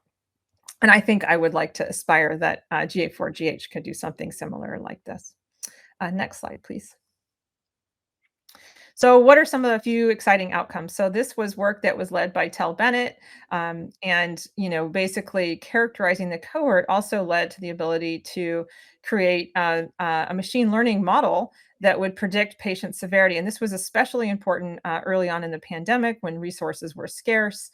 How do we actually predict who's going to be the most severe, who needs ECMO, what kind of ventilator status are we going to expect, and really help hospitals plan for that. And one of the most exciting things is that the types of attributes that we found were most predictive of severe outcomes were things that could be collected in any average clinical setting, including in resource poor environments. So things like age, glucose, pH. These are really easy to collect clinical values that are collected on the first day in almost every setting. And the machine learning algorithm has high confidence, it's repeatable, it's clinically relevant, it's readily deployed, and it's easily refined. Another thing that we tested here is the fact that we were concerned that maybe it would change over the different periods of the pandemic as we had different spikes that affected different types of populations. And we found it was robust with regard to the different phases of the pandemic. So we're really excited that this type of algorithm can be used clinically around the world for helping prioritize care for patients. Next slide, please. So I wanted to talk a little bit about long COVID. And this is where I'm also hoping to inspire those that work more on the genomic side, because I think that there's an enormous amount of work to do to take what we're doing on the clinical informatics side and combine that with what's happening on both the viral and the host genome side. And this is work that Emily Pfaff has been leading at UNC. And what we've been working on is developing a machine learning model for how do we understand how do we define who has long COVID in the context of an electronic health record system.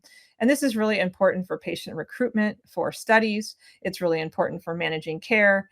Does the patient have, a comorbidity or a new diagnosis that's just because they've come to the doctor more often, or is it because they actually have something that we don't yet know how to define, which is long COVID?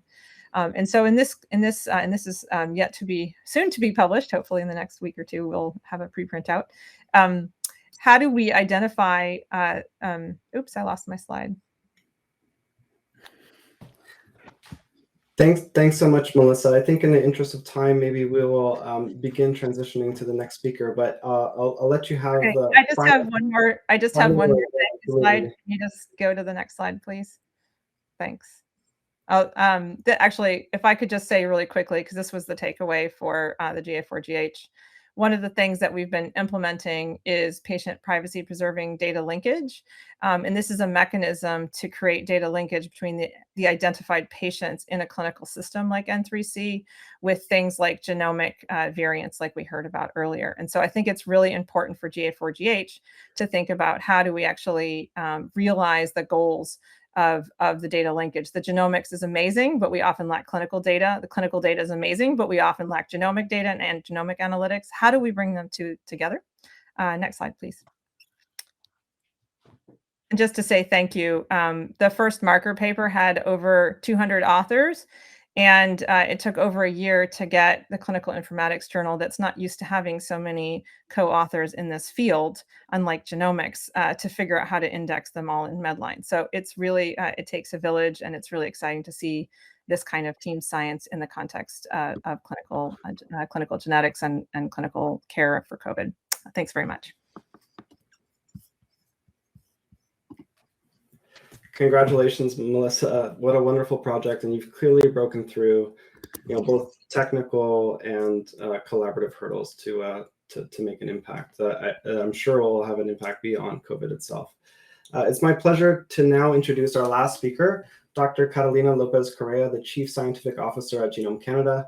Catalina has served as Executive Director of the Canadian COVID-19 Genomics Network, or CanCoGen. She also held the position of COO at Ruta and Medellin, driving innovation ecosystems to advance social and economic development in Colombia and Latin America. Prior to that, Dr. Lopez-Correa was the CSO at Genome BC and at Genome Quebec, and held leadership positions at Decode Genetics and Eli Lilly, and has played advisory roles at the European Commission, Innovative Medicine Initiatives, and other private and public sector entities working in the application and implementation of genomics technologies. Catalina, Canada owes you a great debt of gratitude, and I'm grateful for you sharing the Canadian story today. Thank you. Well, thank you, Mark, for this nice introduction, and thanks for the invitation to present today.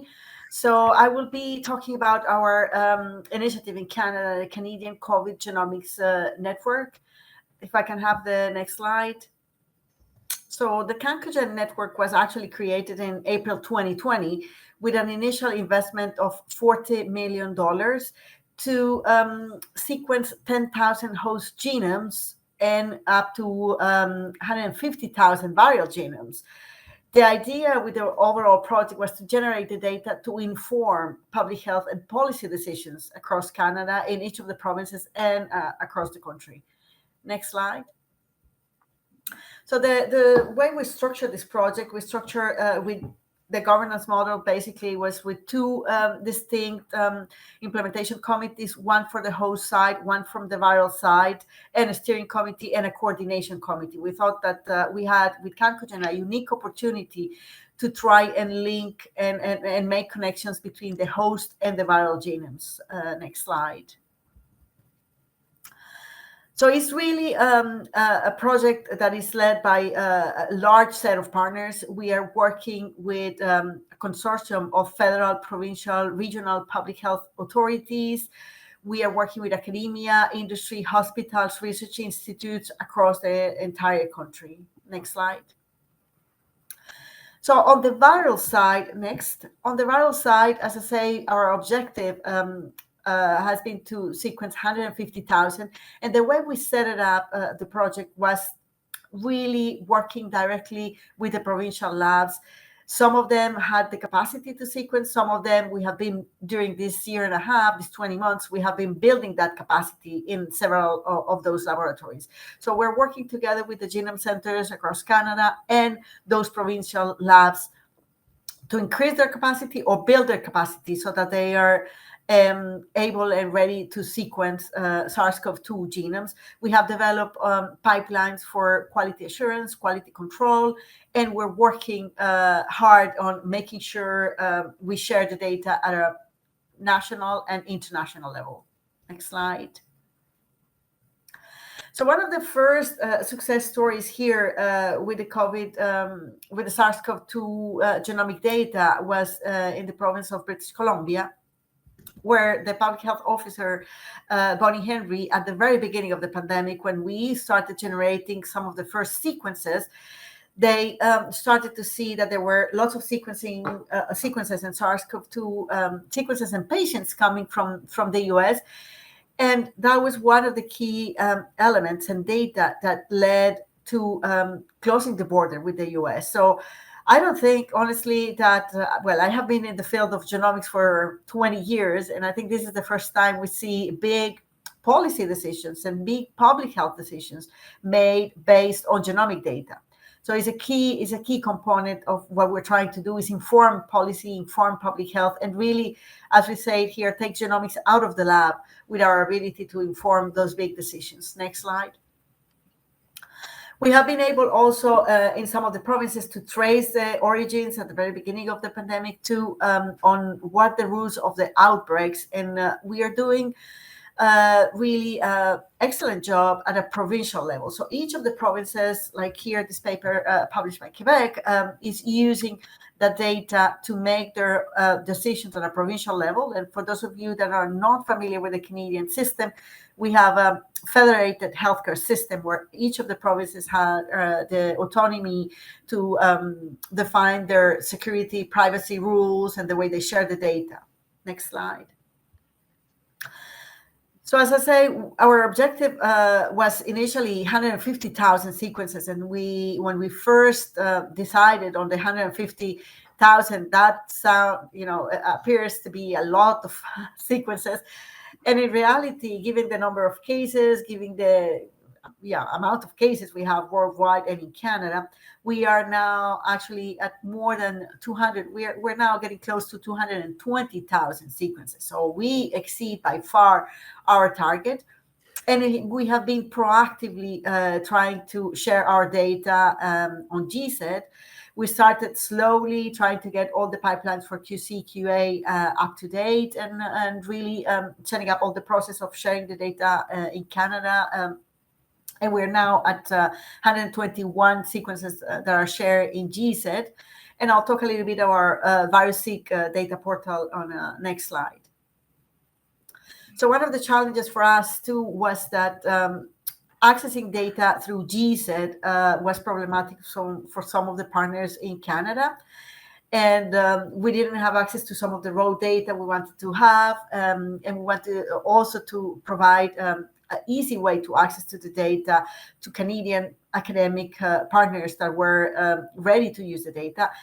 So in February this year, we launched this VirusSeq data portal in collaboration with actually Mark Fume, his team at DNA Stack, and Guillaume Bourque at McGill University, OACR, and partners from Simon Fraser University. And we have been slowly but surely getting the data now downloaded and working on a data flow that will allow us to simultaneously submit to GSET, submit to this portal, and potentially submit to NCBI. So next slide. Here, as I say, we have been very successful in the number of sequences. We're still having some challenges in terms of the timing to submit to GSET, to submit to the VirusSeq data portal in Canada, and to submit to NCBI. But we're clearly seeing a good trend in terms of the timing and the submissions. And it has been an absolutely incredible learning exercise for all of us in Canada, in particular for the health, public health agencies that are embarking into this incredible task of generating those sequences and sharing those on public repositories. Next slide. Many of you maybe saw this paper that was published in Nature Biotechnology almost a month ago, where Canada was not really, I mean, we were described as one of the outliers because we were in the cohort they made that was back, I think, in February or January this year. Our times for submissions were still very slow, 88 days in average for submission to GSET.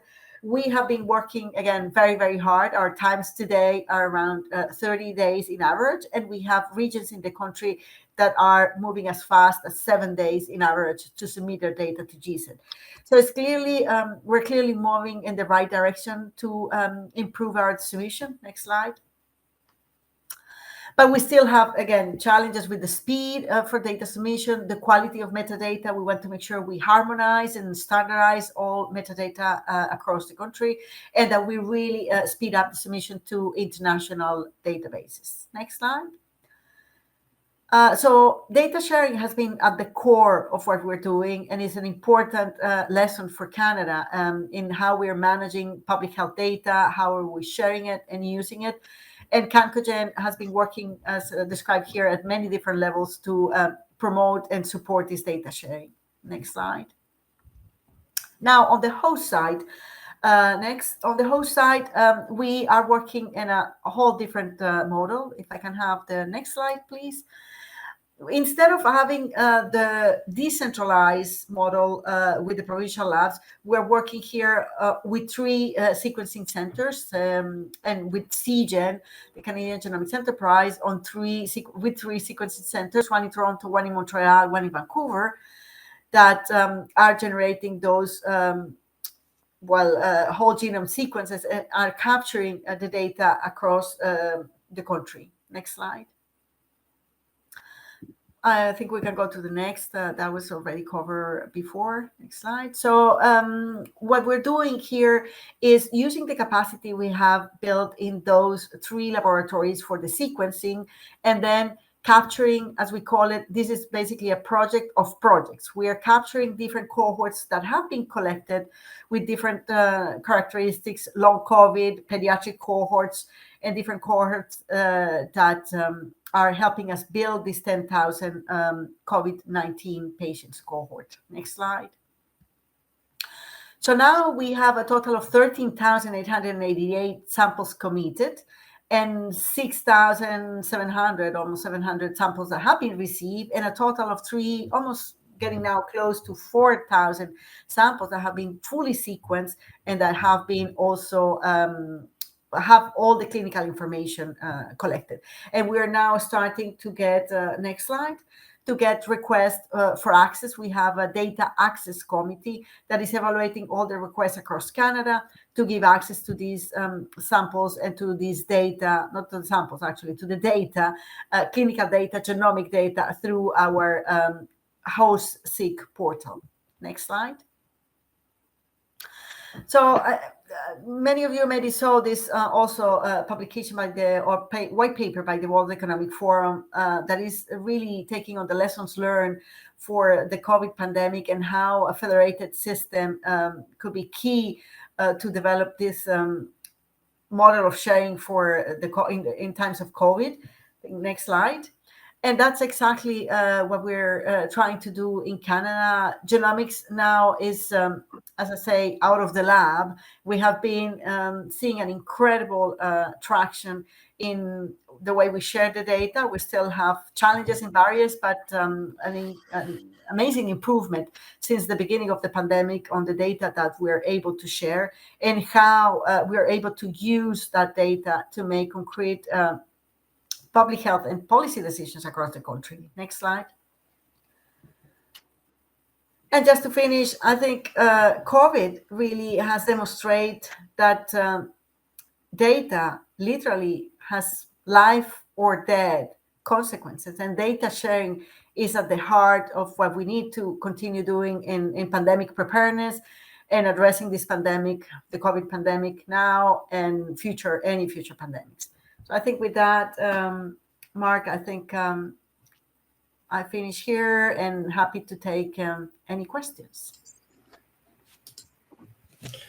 Well said, Catalina. And we'll now be turning to questions from the audience through Slido.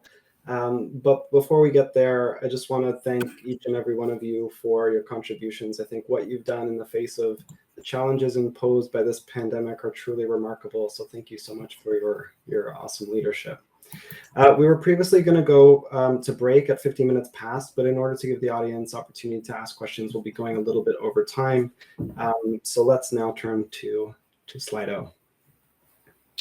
What opportunities exist for connecting host genomic data with pathogen data, and what is needed from an interoperability and standards perspective to make that happen?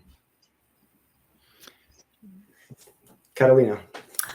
Well, I can start, and I'm sure my colleagues here will have other comments to make. But we initially, I have to say that when I joined Cancogen, I thought naively that we have under the same umbrella the host and the viral sequence, and that's going to be a super easy task to connect host and virus.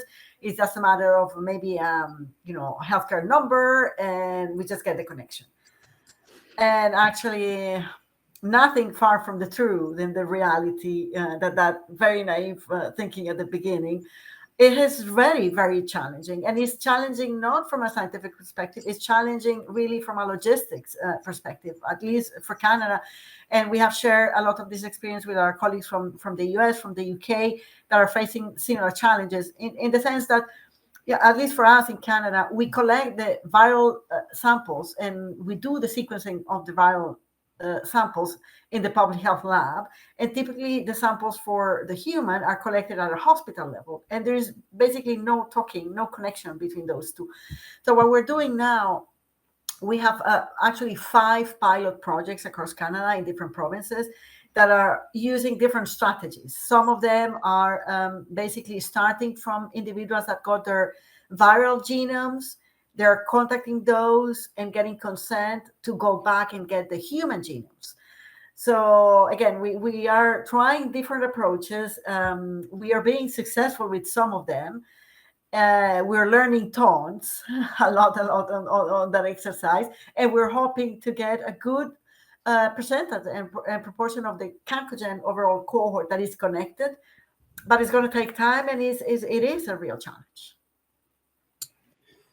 Thanks, Catalina. Speaking of linked data, I know, Melissa, there's a world of clinical data that needs to be connected to genomics. What can the GA4GH do to help bridge that? That's a really good question. And I think, again, I got a little heartbroken watching my other panelists and thinking about all the data that we need to do the kinds of correlations and the way that we've been able to characterize the kinds of things like severity in many different ways that are much more granular than most of the sort of non-clinical studies have been able to. Like, how can we bring together those nuances together with the nuances in the genomic findings is really an exciting area of science, and I think really desperately needed for COVID. So really desperate to do what I call putting the patient back together again, where we take data about a patient and we ship it off to all the different places. We do all this wonderful analysis, and then we have these challenges that Catalina mentioned about, reconnecting even just viral variant data with the host genome data. But from clinical perspective, it's actually really, really challenging. And I think in the GA4GH, we've done, a really nice job of sort of exposing very high level information about clinical data, but we haven't done a lot about like exposing much more granular content around the clinical data, especially unconsented data, like in an EHR system. And so I think, standards, both on the sort of governance side as well as on the technical side for how PPRL, the patient privacy preserving data linkage, and we have a partnership with DataVent, and no connection with DataVent, I'll just say, other than they're an amazing partner to really help us launch this. So maybe that's a discussion that we could have with them and other types of vendors that really can really facilitate those kinds of connections where you could have standards around how do you use a third party to manage the linkage between the data, and then finally just use cases that really drive that, because we, fundamentally the clinical data that we have cannot leave the enclave. It's Hotel California. So how do we do multi-modal analytics in the context of that, sort of row level patient data not being able to leave the enclave? We can reassociate those things, but then we actually need a place to perform those analytics with the combined data. So I think there's really no standards for how you do the governance or how you deal with the setup of associating these different systems. And in the United States anyway, this has really been kind of pushing the boundaries of what's been done before with clinical data here in the US within the N3C. Thanks, Melissa. The next question is for Ben. Ben, you mentioned that one of the sort of tent poles of the design was to create a big tent, and bringing together 150 studies is ambitious and challenging.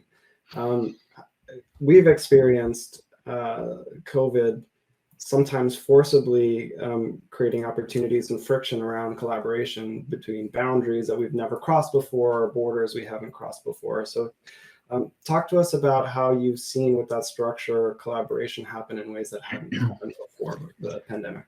Sure.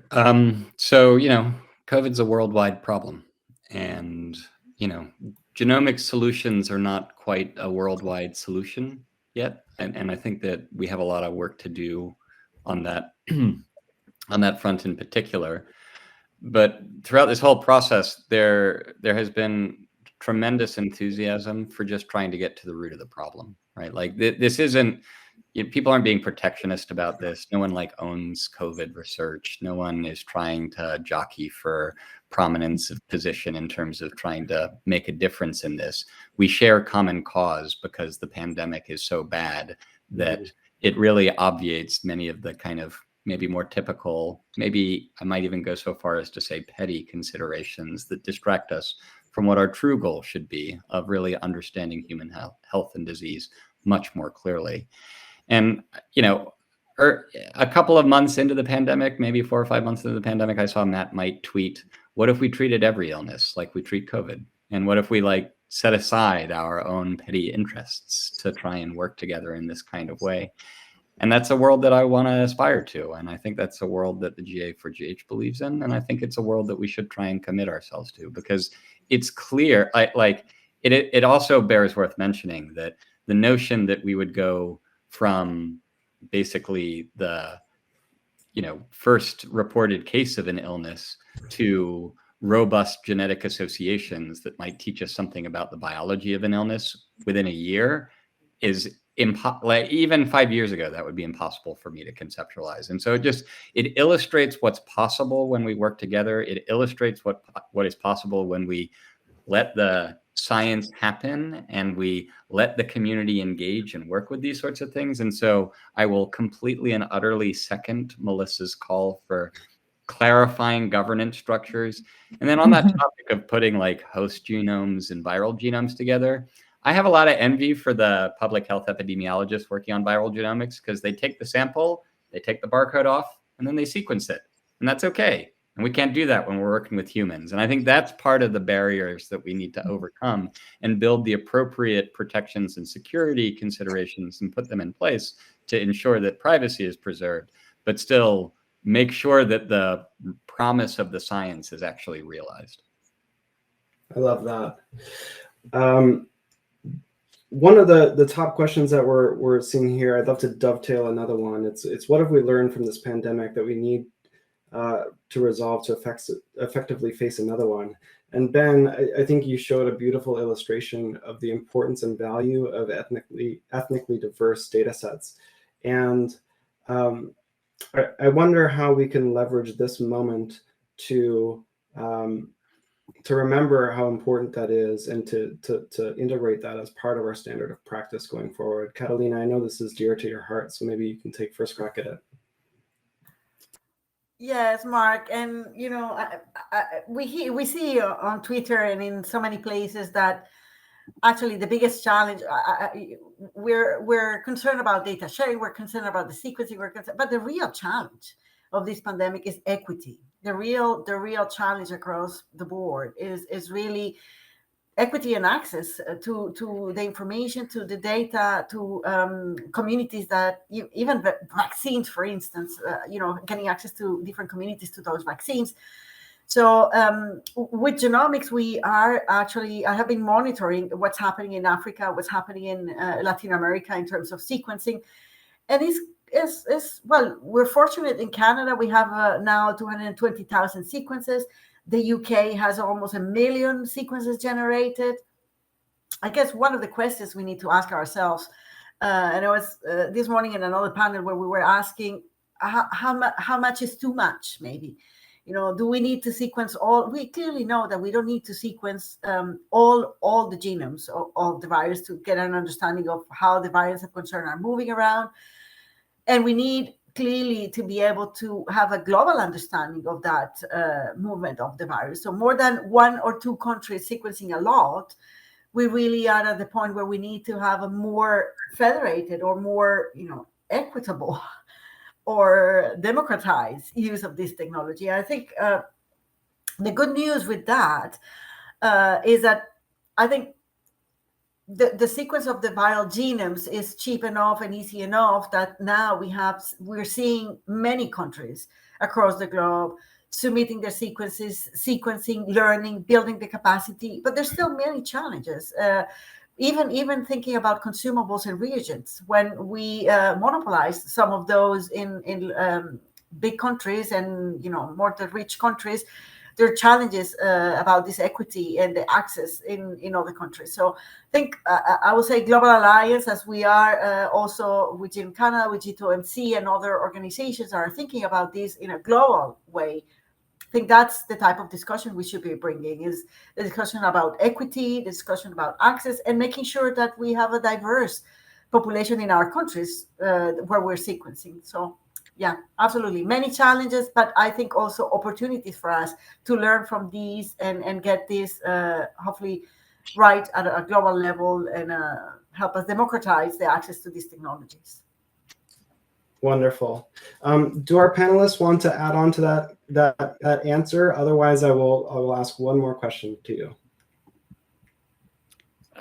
I completely agree. I mean, I think the pandemic has only pulled back the bed covers on just how deep those inequities are and how much work that we have to do. And, I think we should all look deep within ourselves about how we can advance the agenda of building a more equitable society. Wonderful. Okay, picking off our last question here. We'll ask this question to Ben and also Melissa. It's great to see that DTC, direct to consumers, were willing to set aside commercial opportunities to collaborate. You both have collaborated with commercial parties and even Genome Canada, and this may be a new experience. So any thoughts and advice on how research groups can continue to engage with these types of companies in a more sustainable way? It's a great question. I mean, each of these direct to consumer companies have their own approach to how they think about, primary genetic discovery, whether that's in their remit or not, and the rules that govern how to engage. There are research portal there's a research portal for applications with 23andMe that you can file and request, but they're going to pick and choose in the way that they're going to pick and choose. I think another company that also certainly did the right thing was Regeneron offering to generate data on samples that were collected but didn't have data generated. Thermo Fisher, formerly Affymetrix, did the same thing. I think Illumina has done a fair amount in terms of trying to support and underwrite the kind of sequencing efforts. Like, the corporate sphere has kind of heard the call that society put out to address the pandemic. And I guess I just kind of want to attune them to doing that more generally, right? It doesn't have to be this severe for them to be motivated to move in this direction. There are a few other things that we could contemplate in terms of like embargo periods or kind of clear guidelines to how to structure such partnerships, because it can be challenging, and it's obviously not something that everyone's naturally going to do in terms of their research enterprise. And so I think ways of figuring out what those partnerships should look like, what the kind of typical approaches to sharing can and cannot be, and how long embargo period should be, and all of those kinds of details are the sorts of things that I think slow down this kind of collaborative enterprise. And so maybe a little bit of standardization and consistency about what good guidelines and starting points for that might be, and how to promulgate those across the community more broadly might facilitate a deeper integration between the academic and industrial sides of the equation, trying to learn about human health and disease. Yeah, maybe I could add a little bit onto that, because I think, and I completely agree with Ben, although our engagements have been a little bit different in the sense that, what we've needed is production level infrastructure, in a hurry, but also customizable. Like, it's not something that anybody had ready out of the box, but without some of those, kind of just, development teams at the ready in those, commercial organizations to build production quality software, really quickly from existing, efforts, I think was really key to the instantiation. But also just the sort of scientific partnership in creating that in a fit for purpose manner. One of the challenges that we've had, and I would urge anyone who's interested in the audience to please contact me, is we've actually been really challenged at engaging pharma and other kinds of commercial organizations, because the data is hard to use. They don't really want to come in and just use the data. They want to be delivered answers. They have analysis questions, and they need people in our community to go and do them for them. We don't really know how to do that. And I think that's another kind of example that maybe GA4GH could take a lesson from, is that nobody in the commercial pharma community is going to use what we're building. But what we can do is create, a community generated service center of some kind to create those partnerships, so that the experts in our systems can actually deliver the right answers for the right reasons in the right contexts. And so I think that's still an ongoing challenge for us in terms of, validating a lot of our drug discoveries and things like this. So that might be something that GA4GH could also help with. Wonderful. That's a great segue to the next session, which is on building bridges to industry and clinical care. So I want to thank our speakers again, Ben, Melissa, Catalina. So admire your work, and thank you to those who have joined us. So I'll now pass to Lindsay Smith to lead us to the next session. Thank you.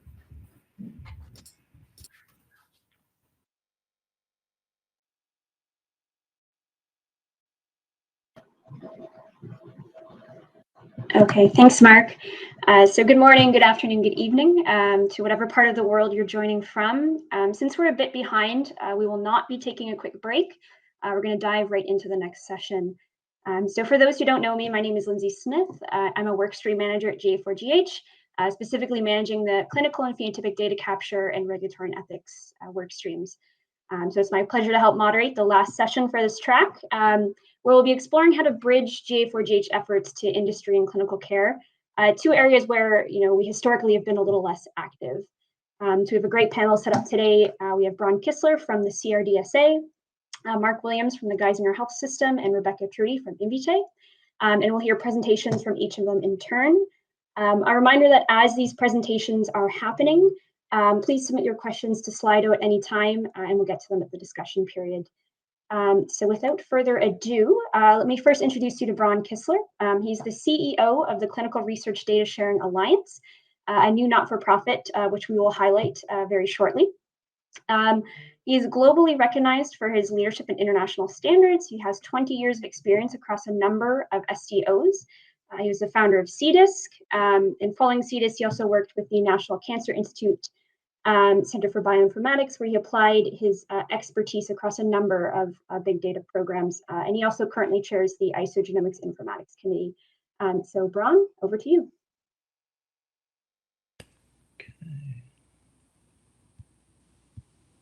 Can you hear me okay?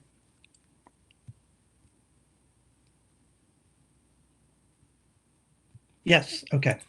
Yeah, the picture of myself is frozen, so hopefully it's not frozen for everybody else.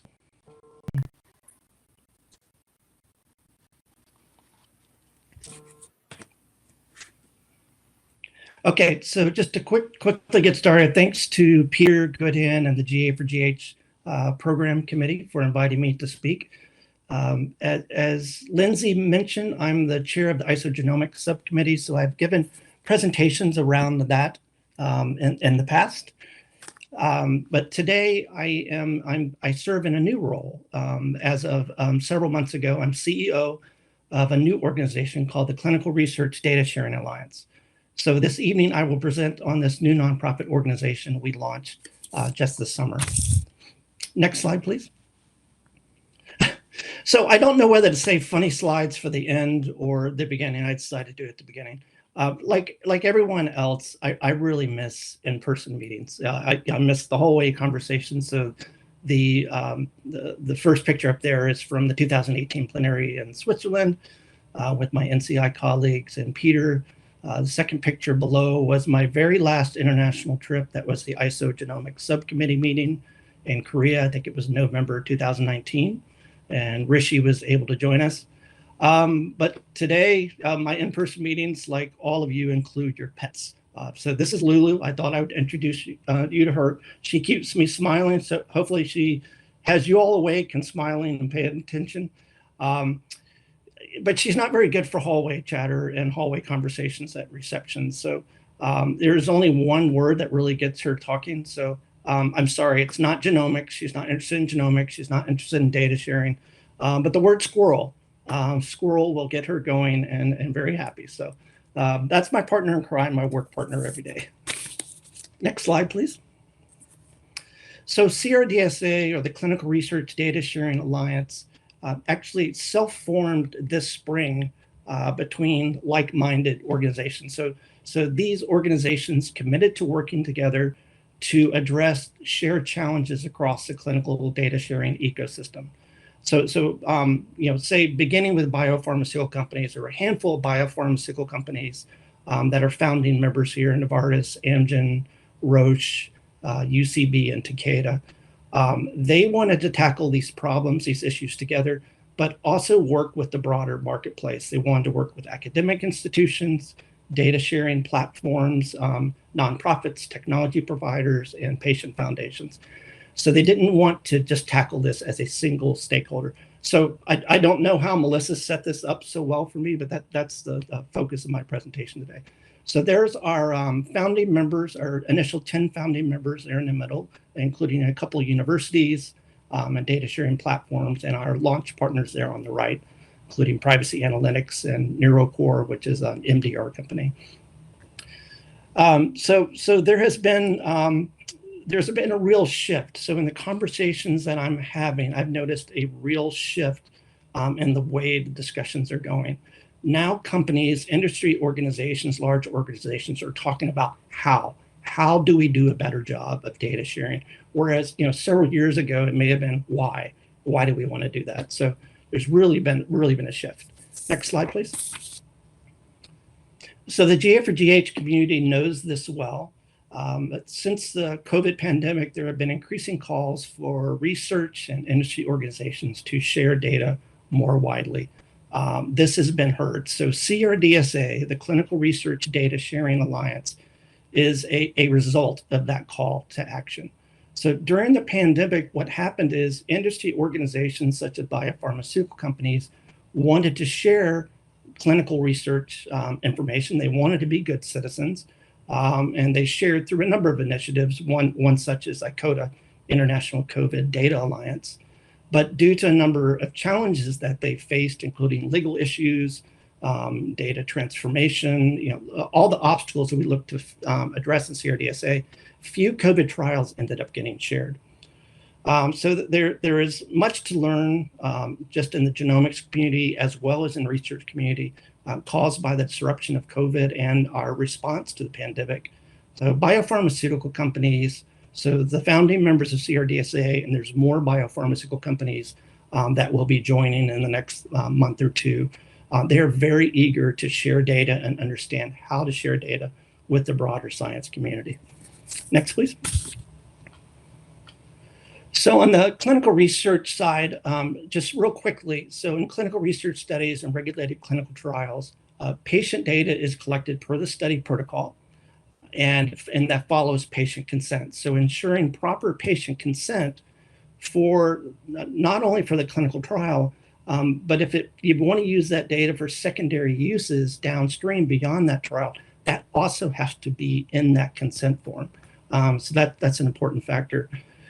Clinical research data has clearly defined endpoints. So the primary outcome that is being measured by the clinical trial itself. So some examples are improvement in quality of life, relief of symptoms. In the case of cancer, this could be a reduction in the size of tumor, or even disappearance of the tumor altogether. So clinical trial data from, and also one other piece of this is about CDISC. So clinical trial data from regulated studies is most often in CDISC data format, and there's a reason for this. So this is required. CDISC standards are required for clinical trial submissions in the United States and Japan, and regulatory guidance around CDISC standards is also being considered in China. More academic researchers are also beginning to use CDISC standards, as well as NIH institutes such as the National Institute of Allergy and Infectious Diseases.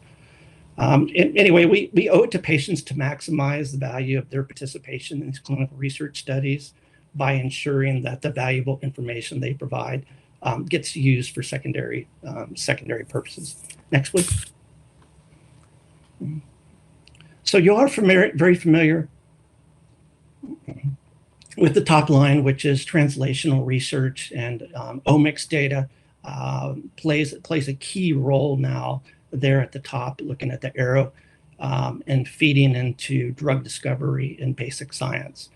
But if we move down to the next layer, which is the clinical trial process, so you have preclinical trials go into phase 1. So that's where a drug or a vaccine is approved for human testing. Then in phase 1, you have you test for drug safety and dosing. In phase 2, you explore drug effectiveness. Phase 3, more comparative effectiveness, and you're getting ready to submit that data for regulatory submission.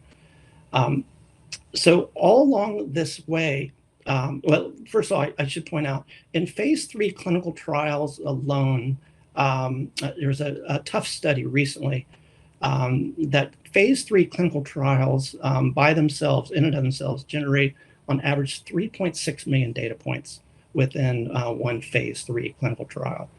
But the problem is much of that information remains with a single organization, the study sponsor, and is often never used again following that clinical trial.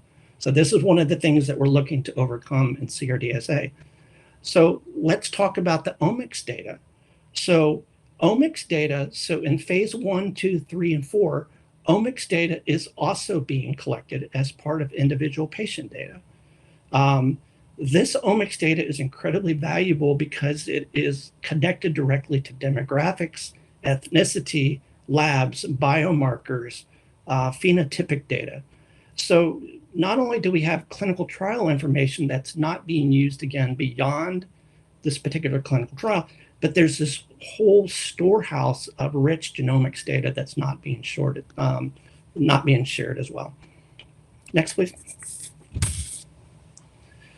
So in the Alliance, so our ultimate goal is to maximize the value of patient-donated data by ensuring broad secondary use and understanding of high-quality clinical research data. We will achieve this by addressing obstacles to data sharing, and the goal is to accelerate discovery of life-saving and life-changing new therapies. And I just want to echo a comment by one of our founding board members, Virginia Naito from Roche Pharmaceuticals. She said recently there's a great deal of emphasis, and has been a great deal of emphasis for years, on using real-world data in drug development. Meanwhile, data in clinical trials it's clean, it's curated, and it's of a very high quality. But historical clinical trial data, it's possibly the largest untapped treasure trove of information in the industry. Next, please. This slide, I like this image from Melissa. Thank you for letting me borrow it. So in the world of genomics, the data contributor is the individual providing their genome sequence. In clinical trials, the data contributor is the subject and the patient, and that data is being collected at the research site. So even though the subject is contributor, the clinical research site is the contributor that's sending that to the data user. And in a clinical trial, the clinical trial itself, the data user is actually the sponsor organization. So these all fit within the same clinical trial ecosystem. But so ultimately, the clinical trial sponsors become the data stewards of all this patient level, rich patient level information.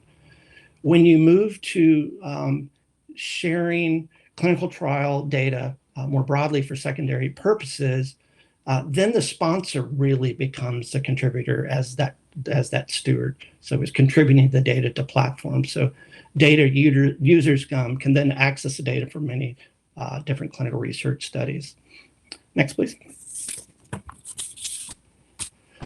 So thinking more broadly, where companies want to share and contribute historical clinical trial data, there are these conflicting priorities and tensions between, on the right-hand side, patient privacy, and then industry organizations wanting to become more a part of the open science community and figuring out how to do that.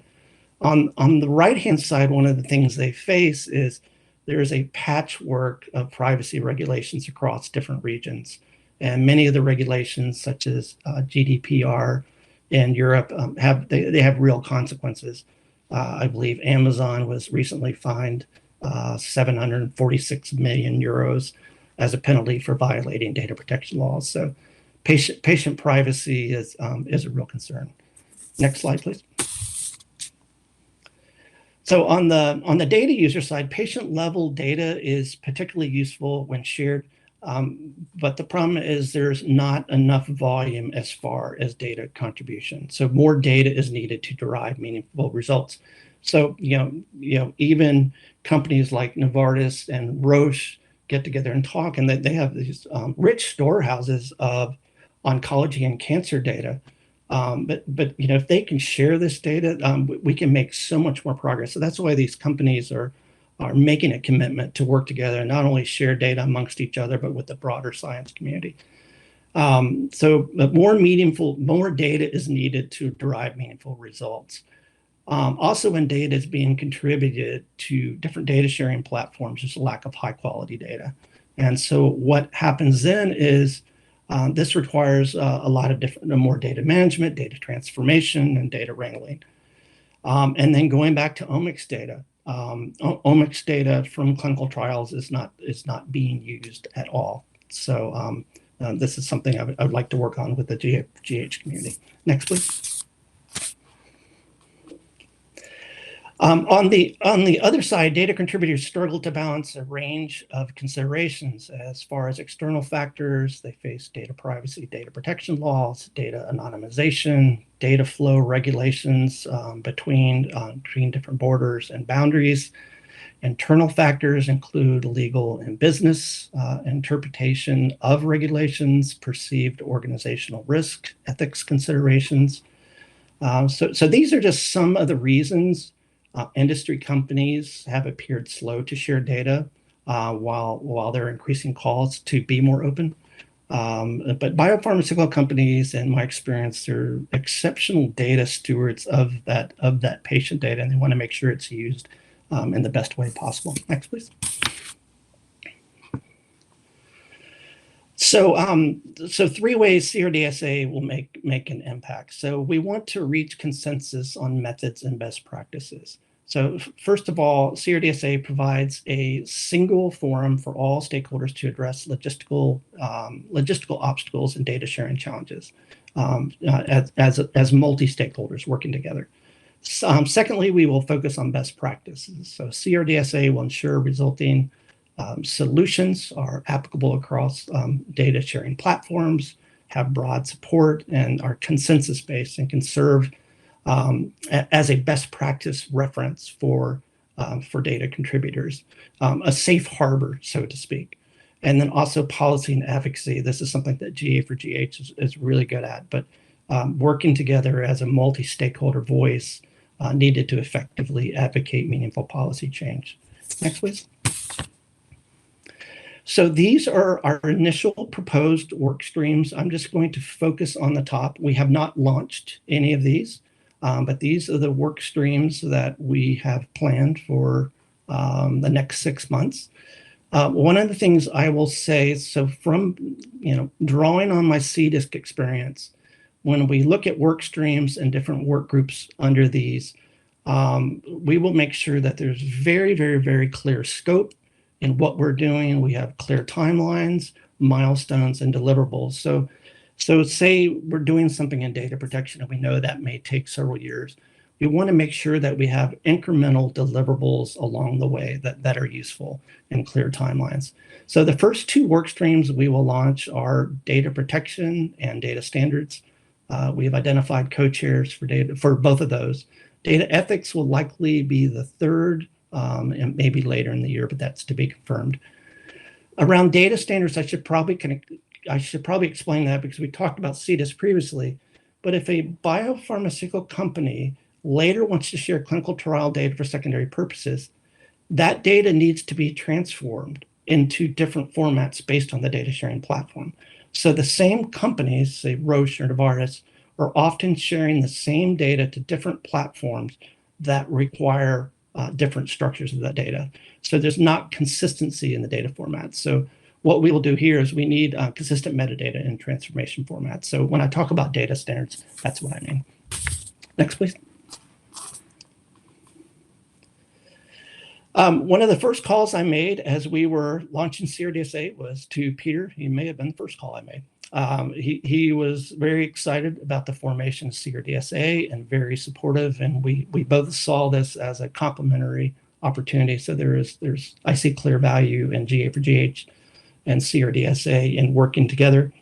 One of the things kind of overarching we need to do is how do we bridge these worlds of genomics data sharing and clinical research data sharing?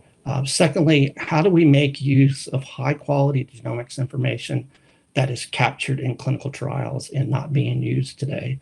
I've talked to Lindsay and others. One of the first next steps we're looking at is to explore collaborative opportunities at GA4GH Connect next month, particularly around data collection and patient privacy. But more to come on that. Next. So many organizations have been working on clinical research data sharing for years. And as we look forward to the future, we should embrace successes. And although there's still a lot of work to do, a lot of progress has been made. I've personally worked in the past on Critical Path Institute projects and IMI projects. They've been working on data sharing around particular diseases for many years and are doing great work and provided a lot of lessons learned for the rest of us in the marketplace. Pediatric Data Commons is one of our founding members, Critical Path Institute as well. Pediatric Cancer Data Commons is led by Dr. Sam Bolshenbaum with the University of Chicago.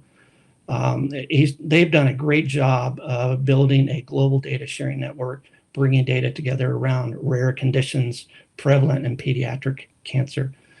We all know about the National Cancer Institute, the great work there around the Cancer Research Data Commons. which is a driver project. And more recently, COVID has brought data sharing to the forefront in the world of genomics, clinical practice, clinical research. There's great collaborative efforts out there. So Melissa just talked about N3C. Also, there's a CODA which was set up by the Gates Foundation and HDR UK. So at CRDSA, we seek to become a nexus for these activities, as well as industry stakeholders, academic stakeholders, and government agencies. Next, please. So we are committed, so me and others on the leadership team are committed to working closely with the GA4GH community to ensure we identify links between what we're doing and what you're doing and build strong bridges between these communities, including global industry organizations, biopharmaceutical companies. So being a new organization, a small organization, this is one advantage to us. So we have plans in place, but we're very agile and can adapt quickly. So partnering with us will be easy because we can align our priorities with GA4GH once we identify some common areas to work together, as opposed to if we were an organization that is way down the road with major programs and projects. So I think it's a perfect time to explore collaboration. Final slide. So if you're interested in learning more about CRDSA, please reach out to myself or my business partner, Aaron Mann, Aaron was with Roche for many years, and he really drove the conception behind CRDSA. Even though we have our initial founding members, we continue to bring on other early founding members and funding partners. And I understand volunteer time is precious. But if there are individuals in the GA4GH community who have an understanding of both sides of these world, clinical research, data sharing, genomics data sharing, please reach out to either GA4GH or myself, because you may be an important bridge and a conduit to kind of link these communities together. Anyway, so thank you for your time, and I'm finished now. Lindsay.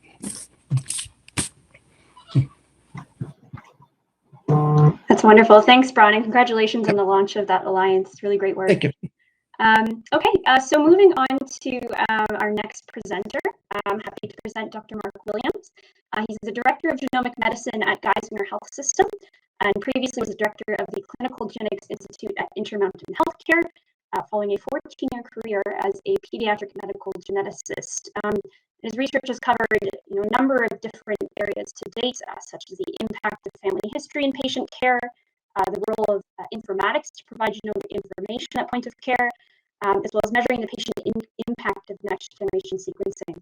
And today he's going to talk to us about the importance of data standards for the study of genomic medicine implementation. All right, and with Mark, over to you. Very good, thank you. One slight correction in the introduction. I stepped down as director of the Genomic Medicine Institute last year, and is now being run by Adam Buchanan, my colleague, but I still am working full-time as a professor. Now, my talk, first of all, thank you to the organizers for inviting me. My talk is not going to directly address the topic of this session, which is to industry, since I've never been involved with industry directly, but I was asked to talk about data standards around implementation. And I think you'll immediately see how some of the things I'm talking about, the themes that I'm talking about, really are relevant to the overarching topic and actually build nicely on some of the points that we heard from the prior talk. Next slide, please. So I'm going to describe briefly the MyCode Community Health Initiative and examine how lack of standards impacts our ability to do testing, interpretation, and resulting. I'm also going to present very briefly some external validation of the needs for standards, so it's not just me complaining about our program. I think this is a generally experienced problem. And then I want to talk in the last part of the talk about the role of implementation science and learning healthcare systems as a way to move forward. Next slide, please.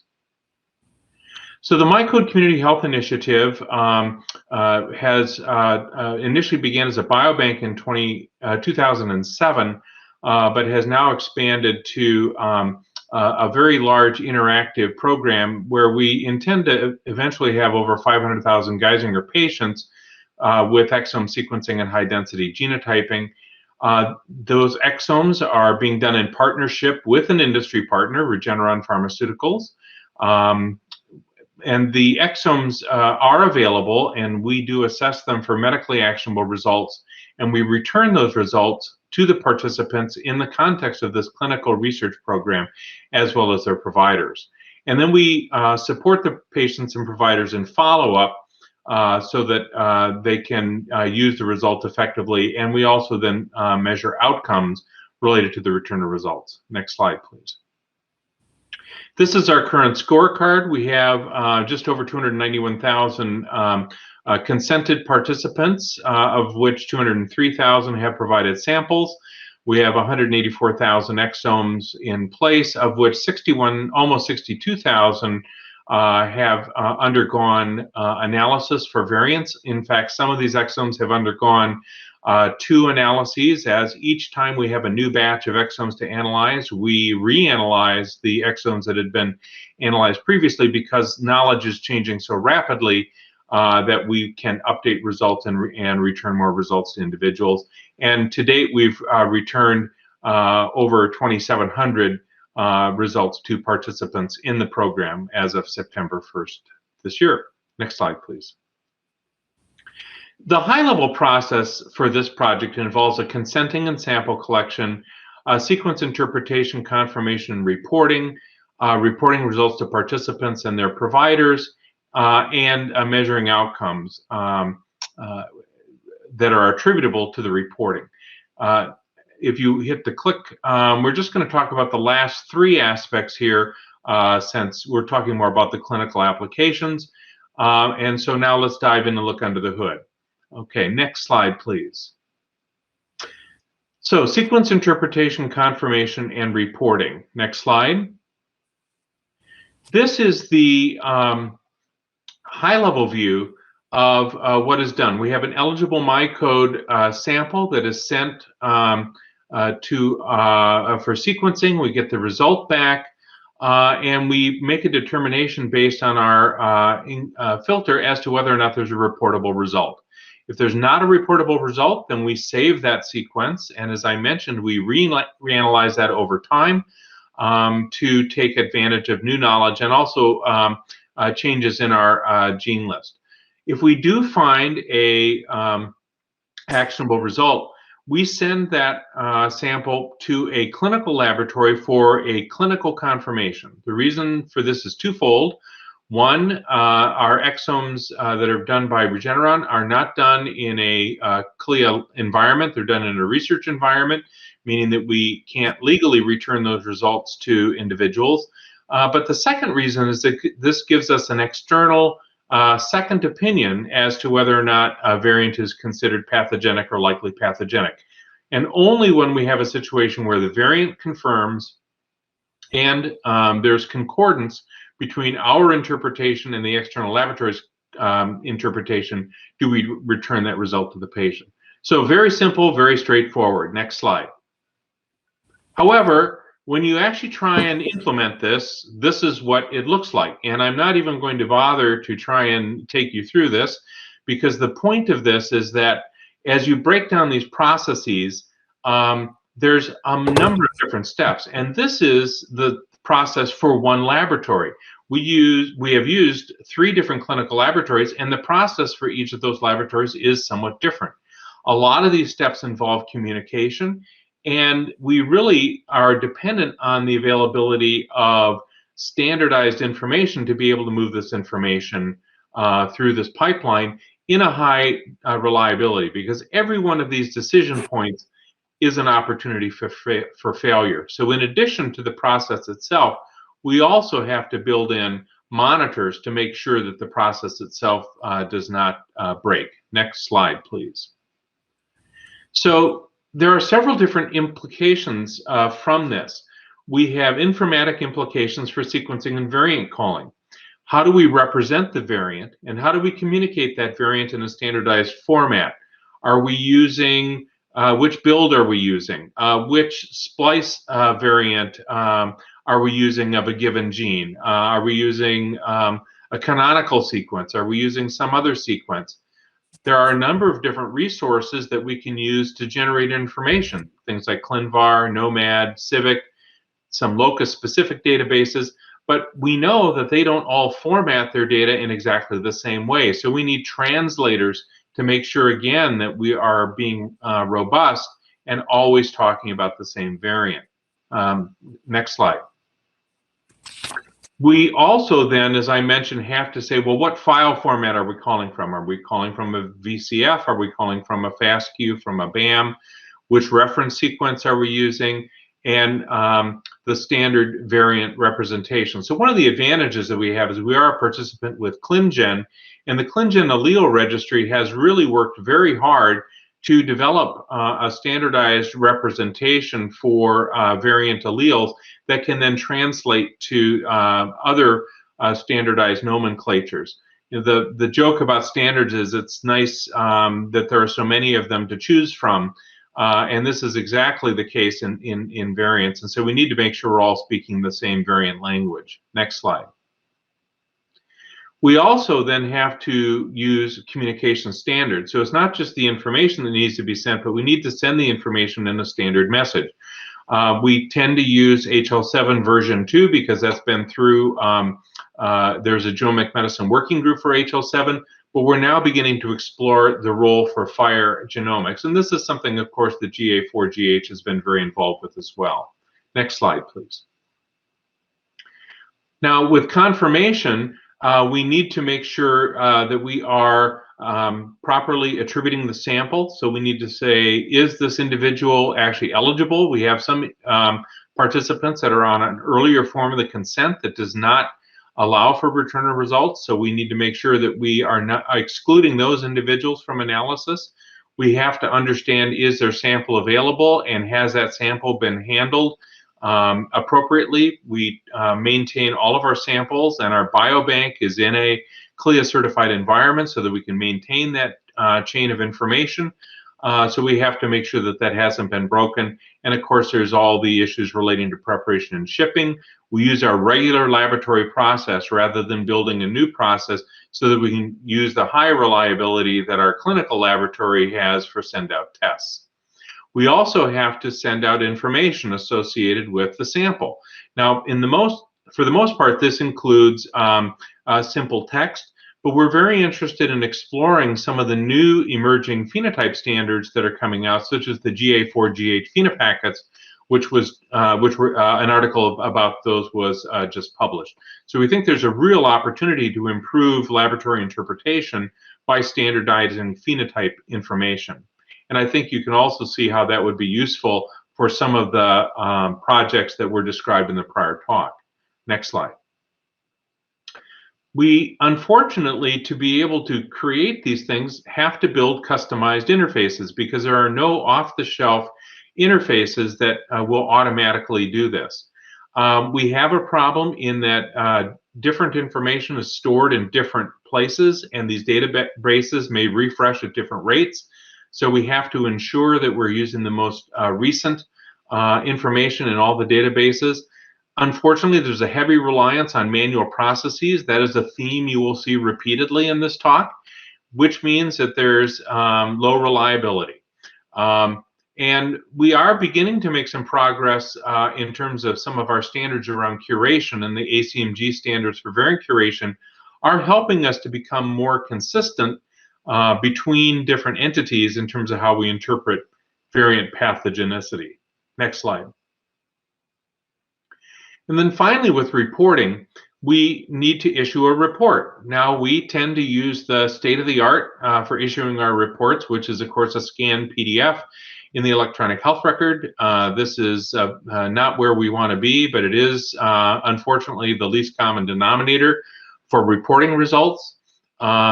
We are trying to incorporate structured data into some of these reports so that we can use that to inform some of the clinical decision support that we're running within the electronic health record. Of course, the formatting in a laboratory information system is never passed on to the electronic health record. We just moved to a laboratory system, information system that's from the same company as our electronic health record. They cannot send a structured laboratory report for genomic testing, genetic testing, to the electronic health record. And to my knowledge, with very few exceptions, that is the state of the art at present. So a lot of work to be done. Next slide. So again, this should look familiar, right? Customized interfaces are needed. We can't move the structured data around. We have manual processes, low reliability, and clearly this is not scalable. So while we're able to do it for a couple of thousand patients, if we wanted to increase that tenfold, that would be very difficult to do. Next slide. So lots of challenges to scale and to generalize. We need standardization of genetic phenotypes. We have to be able to move discrete data from the lab to the electronic health record. We have to address what is the role of the laboratory information system in this process. What constitutes the information in the report? Is it just the result? Is it information associated with how to use the result? Is it how much of the methodology needs to be included? All of those things need to be addressed. We need to integrate with our existing guidelines and also our processes for updating and maintenance, maintaining our systems. We also have a problem in pharmacogenomics where historically pharmacogenomic variants have been described using a star system that's unique to PGX. Some of the star alleles translate directly to allele calls from RS numbers, but others are combinations of variants or copy number variants which don't necessarily translate well. And so again, each one of these issues is impacted by a lack of standards and standard approaches. Next slide. So this is a description about how we actually return the result. We call participants. We message through our tethered patient portal for those that have an active patient portal. We put results in the electronic health record. Those results are available to the patient and to the provider simultaneously. And then we also have available a genetic screening and counseling program that can work with the primary care provider to make sure that information is understood, recommendations are understood, and then we take advantage of existing clinics of relevance like our high-risk hereditary breast cancer clinic, colorectal cancer clinic, lipid clinic that can provide specialty care where needed. Next slide. Now, again, we have the same sorts of problems with challenges to scale. There's a general lack of standard resources for patient-provider information.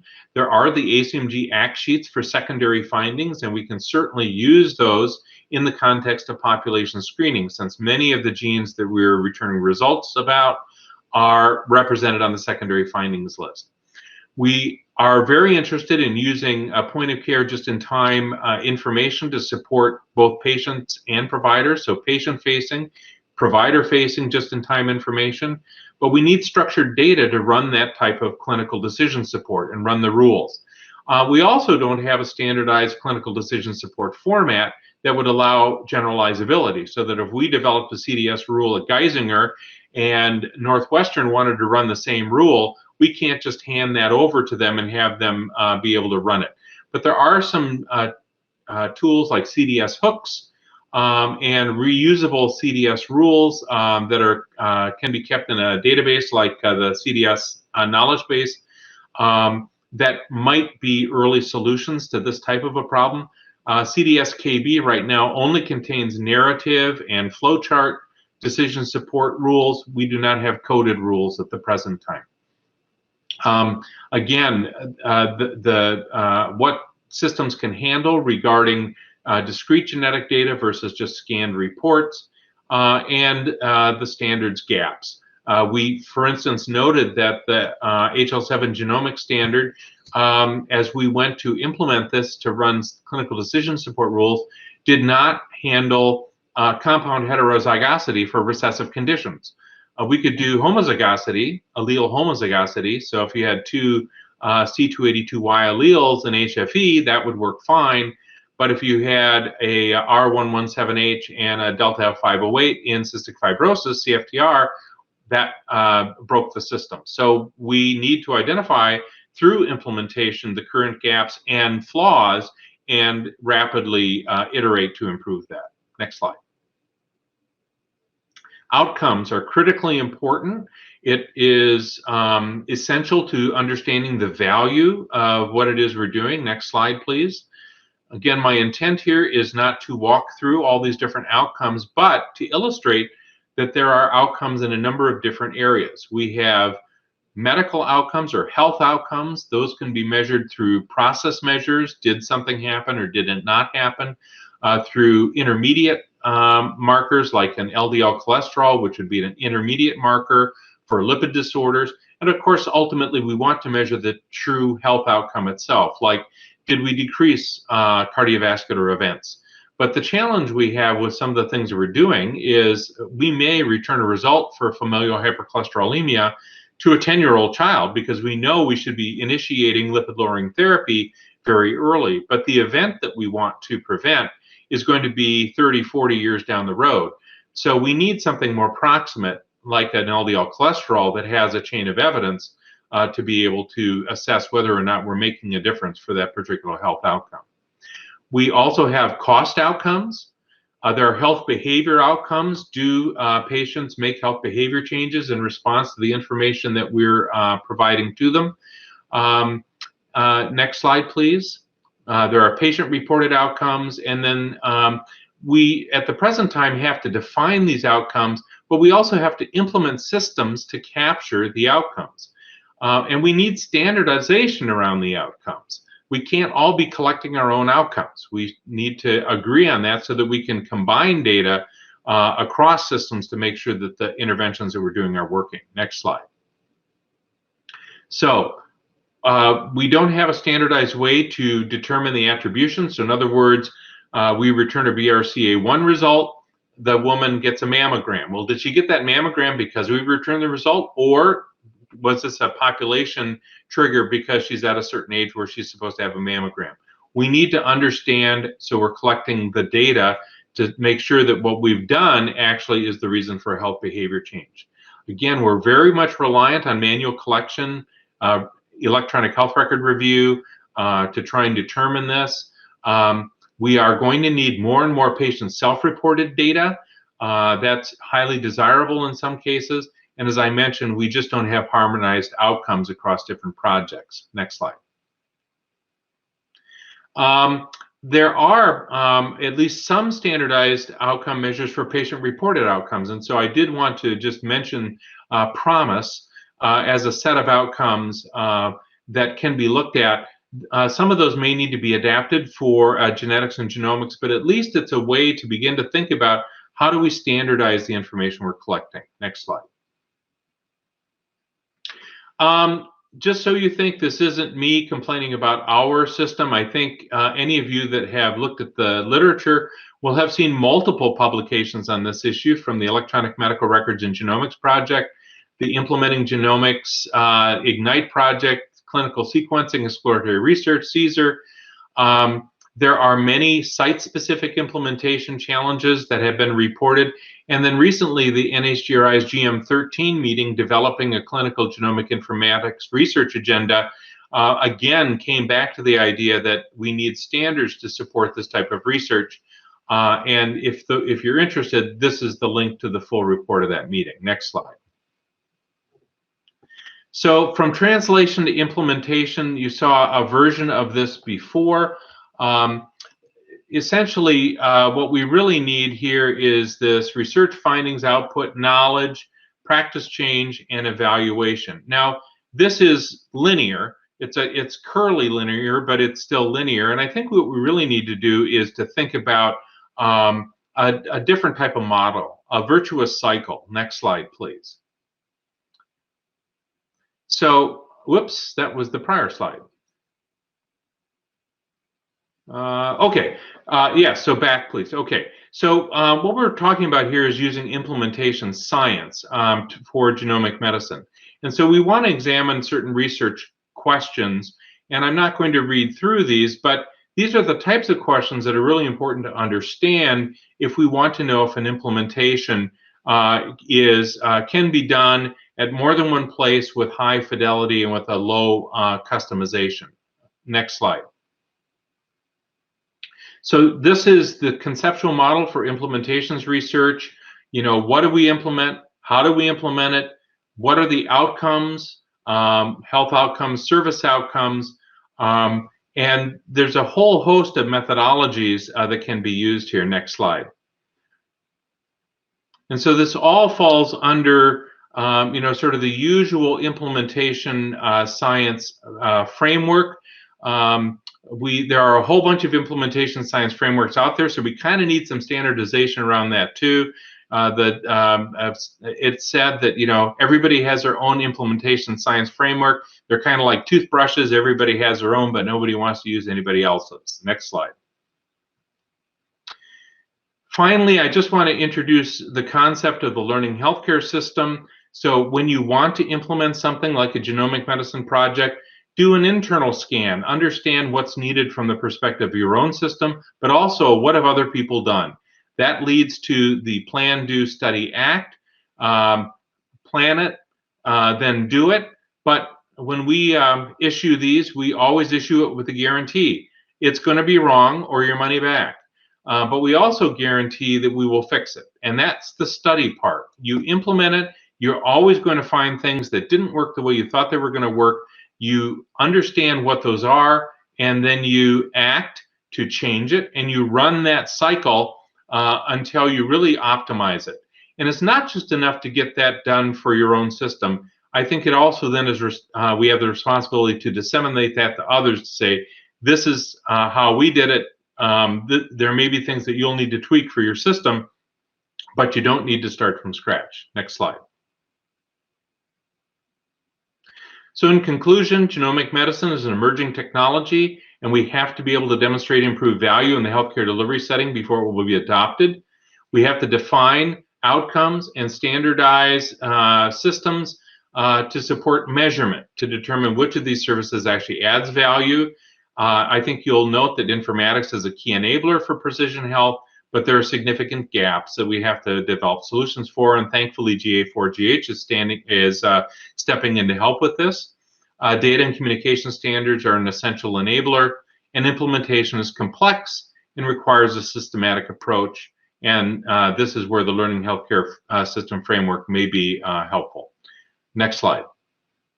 There are a lot of people involved in our project.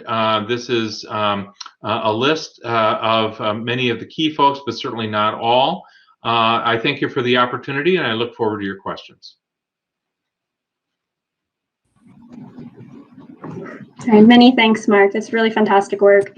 As a reminder, you can submit questions to both Mark and Bron via Slido. We'll move on to our last presenter for this session, Dr. Rebecca Trudy. She leads the data stewardship and governance at Invitae, where she spearheads efforts to improve and streamline data use and access. And she previously led the clinical data analysis team at Invitae, where she leveraged Invitae's patient data to help demonstrate the clinical utility of genetic testing.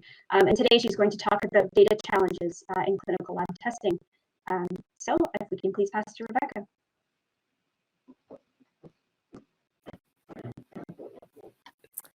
Hi, thank you so much. I'm very happy to be here today. I thank the organizers for inviting me, and I would like to share my perspective as the clinical lab, and in particular, my specific perspective as loving data governance at Invitae.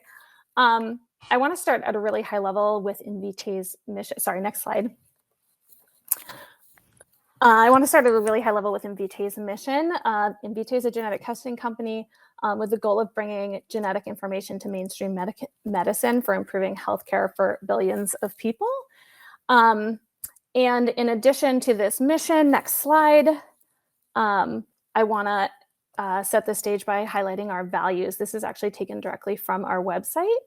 And today I really want to focus on the third and fourth values here. Next slide.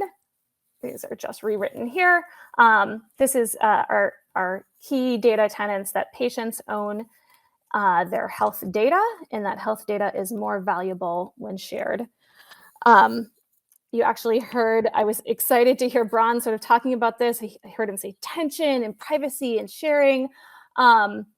We've had numerous conversations about that topic at Invitae, and just last week, someone was saying, you got to change the slide. It's not a tension. They look like they're fighting. There's no overlap in these Venn diagrams.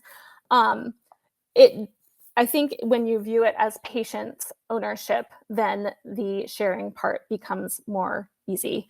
And the privacy is a piece of that, of course, but when patients have control, their privacy is in their control. Next slide. Data governance, in my view, flows from this. What defines data governance at Invitae is the ability to enable these two data tenets. So to enable patients to control their data, to create the controls that patients can then use so that they are empowered.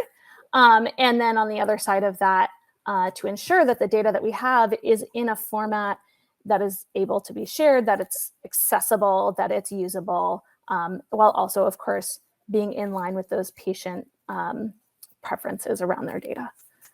Next slide. I think this is probably preaching to the choir. I don't think anybody here needs to be convinced that data sharing is important, but just to reiterate, the importance of that point is, of course, data feeds into research. Research then feeds into medical care.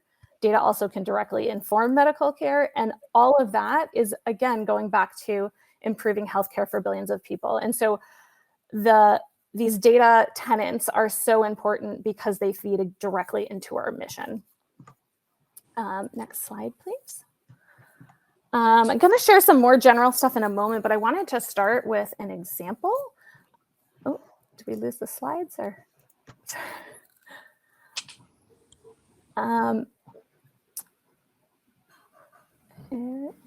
almost back. I'll go on anyway. So the Behind the Seizure program is a sponsored testing program that is Invitae does the testing for. And the basic model is that pharmaceutical companies pay for the genetic test.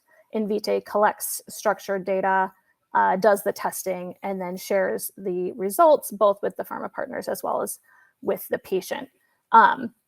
There's, again, really simple data collection involved here, and then sharing out really simple structured results. The pharmaceutical companies have an opportunity to engage with ordering clinicians to discuss clinical trials and treatments options, and the opportunity to use that data to perform research, while patients get access to testing at no charge, earlier diagnosis, and more timely treatment. And there's a note there that's probably too small to read, just noting from a particular presentation on this topic around the earlier access for patients with CLN2 disease. So I think this is a great example of where data sharing can really benefit everyone. Next slide, please. So taking a step back, what is Invitae doing to both help patients own their data as well as to ensure that data is more valuable than shared? Invitae is working hard to ensure that patients have choices about the data that they share and who it is shared with. We give patients opportunity to be recontacted about different research work that is being done within Invitae as well as outside of Invitae. And we also have the Data Use Committee, fondly referred to as the duck. Our little mascot is there. And this team evaluates internal use and external sharing of patient data to ensure that everything that we do is in line with those patient preferences around their data use. Invitae does a number of things to support genetics research. This is the very, very short list. We're a #1 submitter to ClinVar. We're deeply involved in many NIH-led gene curation and variant interpretation efforts, as well as other internal and external efforts around variant interpretation. And we participate in research that demonstrates clinical utility to improve medical guidelines as well as improve coverage. And then finally, we are trying to directly support patient care with things like EMR integrations to streamline clinician workflows, web tools and chatbots for the collection of clinical data and family history, as well as clinician support tools. Next slide. Of course, this is all wonderful, but not easy. And going to focus here on some of the challenges. So I want to start actually with the clinical data. So Invitae is the genetic testing lab. We have a lot of control about the format of our genetic testing data, but what we don't have a lot of control over is the data that we receive from providers when they order the test. That data is really critical for us when we're doing variant interpretation. And often it's missing. That data is unstructured, which makes it really difficult to analyze in any bulk way. It also makes that data really challenging to de-identify, which means that we are limited in our ability to share that data because we can't de-identify it and share it with partners that would love to also help us improve our variant interpretation. On the genetic side, I know Mark was saying state of the art is a PDF report, and that's where we're at. So the challenge there is that those PDF reports can be extremely challenging to find in the medical record. I was talking with a colleague who said he knew he had PGX testing 2 years ago, and he was looking and looking and looking in his portal and could not find it, and clicked and clicked and clicked and clicked until he finally found an untitled PDF that had his test results. So obviously, if the data can't be found, it can't be used if patients and providers don't even know it's there or can't find it when they want it. I also think that it's really key here is that the details are important. What test was ordered matters a lot. We're not ordering one thing, we're ordering all possible variants in all the genes that we order, right? And so, and then equally important is what was not ordered. Test limitations are really key, especially as those change over time. And of course, while our genetics don't change, our invariant interpretations do. And so understanding if the variant interpretation that you're looking at in the clinical report is actually up to date is really key. And I think that my fear is that when clinicians don't have all of this information, or it's hard to find, that they would either choose to make a decision without regard to the genetic information at all, or that they would retest the patient, which adds cost and delay to their medical care, or that they, I think this is my worst nightmare, that they would make a decision that's based on either outdated information or incorrect assumptions. For example, assuming that a patient that says, oh yes, I had a cancer test and it was negative, assuming that that was a comprehensive test and not maybe a single gene test. Next slide. In addition to those, I think, obviously I said our mission is to serve billions of patients. If we're going to do that, we can't be picky about who we choose to work with. So we want to do EMR integrations. We know that those are super valuable, but those are customized for every single EMR system, which is slow and takes a lot of time. And then in addition to those, there's several local laws and regulations that require data sharing, which we absolutely want to support, but those requirements differ from location to location, which again involves more custom solutions. And often those data sharing systems are not set up for genetics, right? And so the information that we share is really of limited value if all we can tell them is that the test was positive or negative, if they don't have all those details. Some testing, I think that the value in that testing is really much more focused on the long term. So things like whole exome, whole genome, and pharmacogenomics. And in those cases, again, if the results are kind of lost in the dark recesses of the electronic medical record, the long-term value can't be fully realized. And clinicians are really de-incentivized to order that kind of testing if they are expecting to not be able to find it later, or that others won't be able to find it later.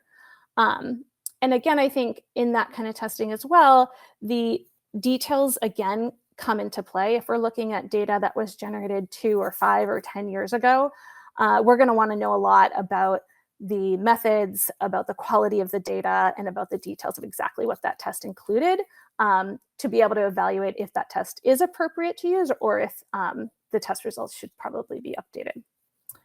And then again, I know Mark mentioned this too, variant representation is a challenge, and I know GA4GH has made progress there. And I heard recently that we're starting to implement that in Invitae, so I'm really excited because, of course, integrating our data with public data sources like Nomad and ClinVar and others is really challenging. Those variant representations can get really complicated.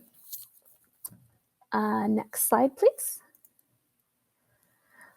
So I think this is the whole point, right? Where do we go from here? I think to kind of take it back to what are the standards and what standards do we need? Clinical data, and we were talking earlier about phenotype data. It's critical input to genetic testing, and so making sure that that data is detailed and has the right information that's relevant to the test. Things like related non-genetic test results, personal history and family history, that data is structured and machine readable, that it's amenable to doing aggregate analysis and research, and that it's easy to identify, easy to de-identify. We really want to share data, and with our patients' permission, we are very happy to share data, but we need to be able to ensure that it's de-identified, and unstructured data is just really challenging to de-identify. And then on the genetic test results, again, details, that what exactly was the order, what were the results, what was the quality, and then a way for clinicians to determine if a test result has been updated. And that is all. I thank you for your time, and I look forward to questions.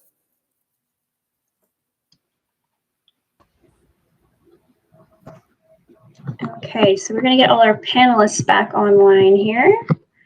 And before we dive in, I also want to introduce Heidi, who's joining us for these questions as well. I'm sure many of you already know Heidi, but Heidi is the co-chair of GA4GH and has extensive clinical experience as well. So I'm sure she'll be able to add some great expertise to this panel as well. Okay, so let's dive right into the questions. First one here is for Braun. So it sounds like CRDSA and GA4GH could end up developing similar types of standards. How can we work together and converge on common standards rather than creating multiple competing standards? Yes, okay, I completely agree with this question.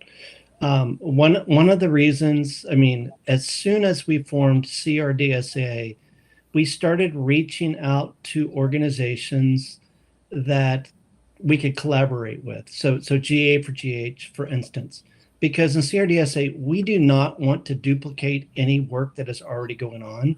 So we want to understand what the GA4GH work streams are. We reached out to Fuse. So the Fuse organization has work streams in data transparency. We reached out to Transcelerate.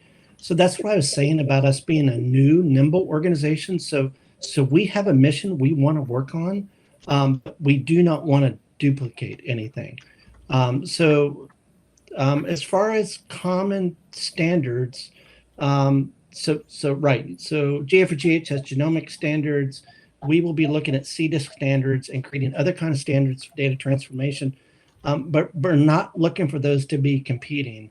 And that's one of the ways, even in ISO. So I'm the ISO Genomics Subcommittee Chair. So one of the reasons I've been working with GA4GH for three years now is I don't want to duplicate any work. So that's one of the reasons that ISO and GA4GH are working on the pheno packets and phenotypes project together, along with HL7.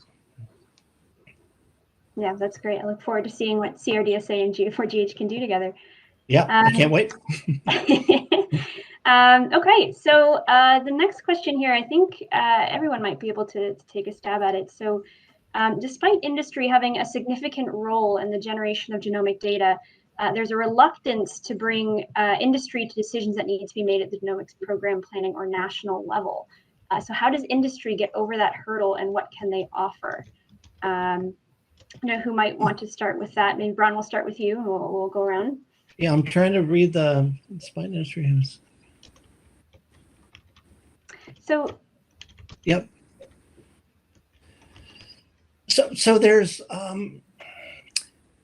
So when I talk to organizations, when I talk to individuals and higher level people in organizations, there's not a reluctance. So all I have heard is a willingness that we want to overcome the obstacles and overcome the things, regulatory obstacles, internal obstacles that have kept us from doing this in the past. So I'm feeling that this reluctance is going away, and that's why these organizations want to work together to overcome these.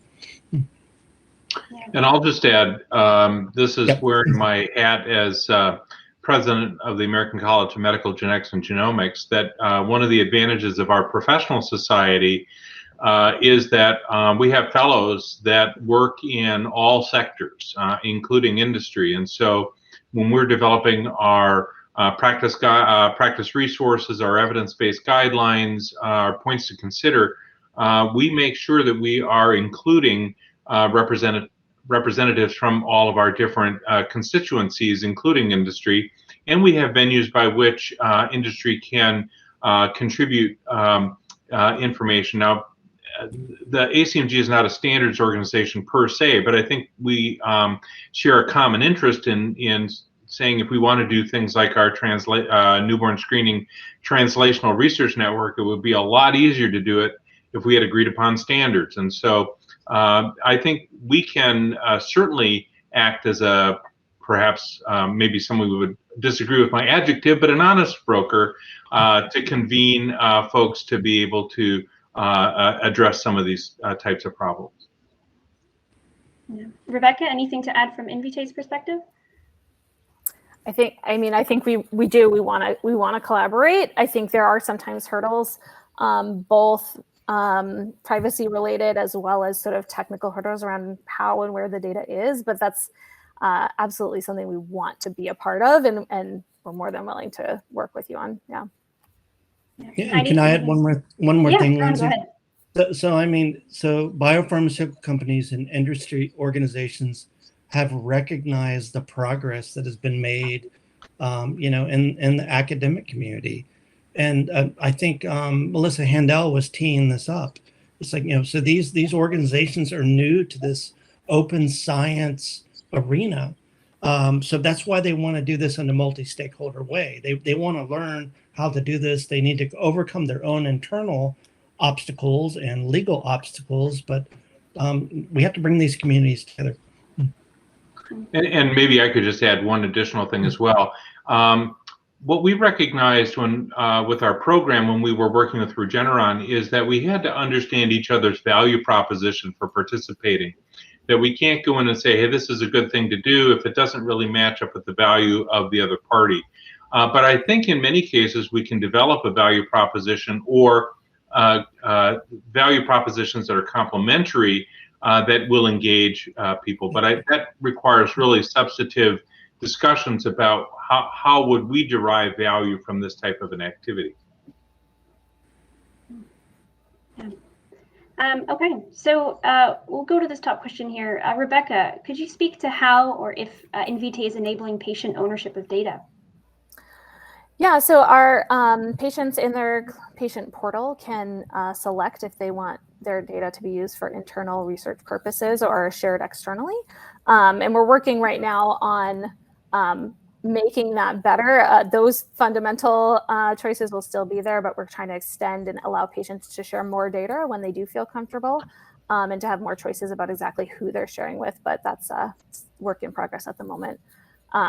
And I think the other piece there too is that we've realized as we do this that it takes, I think there's another question on this, it takes a lot of education for patients to understand what genetic data is and what the risks are and what the benefits are. And so I think there's a lot of work in there about giving choices, but making sure that they understand what those choices are so that they can make informed choices. Yeah, thank you. Okay, so next pin question at the top, coming from Heidi. What's the best way to work with EPIC on standards for clinical lab result integration? Heidi, did you want to add anything to that before we? Yeah, I mean, You know, Mark, you described, I think you might not have acknowledged it was the Epic you've been working with, but you know, the challenges and a lot more work to be done there. Lots of groups use Epic. You know, Rebecca, you've been integrating that Invitae with different labs. There's, you know, it's not been straightforward. And so, you know, the question is, what's the best way to progress work in this space for standards, for genetic test results, how we get them integrated into EHR? And do we work offline and then say, these are the specs, implement them? Or do we go to Epic and work directly with them and try to get them to, you know, like what's the best way? And it's not just Epic, there are Cerner and other, you know, EHR systems. Yeah, there are, I mean, Epic and Cerner are the two largest, but there are probably 50 to 100 even within the United States that are in use in some way, shape, or form. I think that there's a couple of problems. One is that, you know, we're the ones that are fetching about this, but the reality is we represent a very tiny minority of early adopters. So the vast majority of Epic customers are dealing with a whole host of other issues that have nothing to do with genetics and genomics. And so until the groundswell of need for support of these types of problems, you know, gets to the point within the Epic system. And Epic actually does have quite a good way to gather information from their end users and a prioritization process. But I think it's going to be a long time before genomics actually gets up far enough that it's going to be a top priority for them. But I do think that there are groups at the national level like the ONC and projects that ONC is working with, like Sync for Genes and others, where if we can get standards being defined by the Office of the National Coordinator of Health IT that says, hey, all EHRs have to build to this standard, like we did to some degree with family history, that will be an enabler for the EHR industry to kind of move those forward. I think if we also had a few more examples of standards that have been implemented, even in a custom implementation that works within a vendor-based system, that would probably lower the bar for the vendors to build that into their system. But there is another approach, Heidi, which you're well aware of because you were instrumental in developing it, which is we've got all these labs and their laboratory information systems, and we've got all these clinical people and all their clinical EHRs. What's the role of middleware to basically serve as I could build one interface to a middleware, in this case Gene Insight, and you could build interfaces to the different laboratories. But for me, I could send things to various laboratories, which as long as I had a Gene Insight, I could get a standardized message back with one interface. I don't want to build 100 interfaces to 100 different laboratories. But that's also something that requires then cooperation from the vendor community to say, okay, we'll let you build an interface to our system so that we can facilitate this. Great.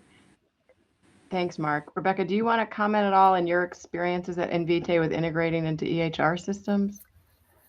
Yeah, I haven't honestly been super deeply involved in that, and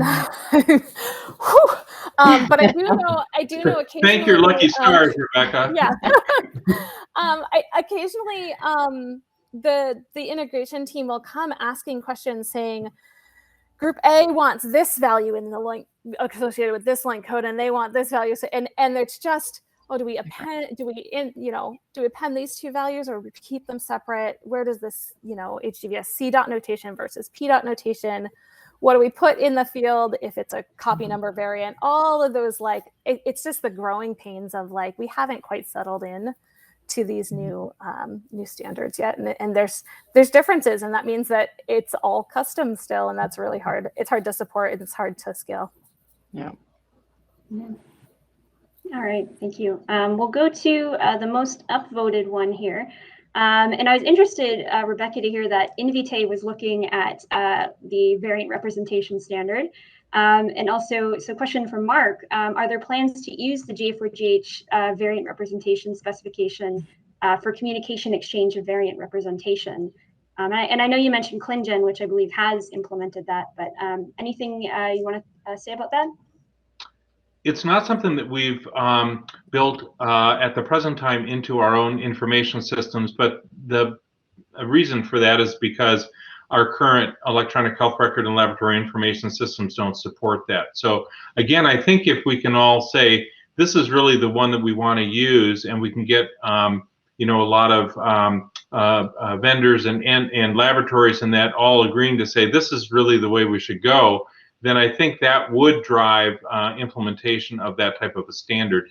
It probably is at a point where if we could get a couple of institutions, and I'm not volunteering Geisinger necessarily, but some institutions that were interested to really test it out in a sandbox environment, I think that would be very interesting.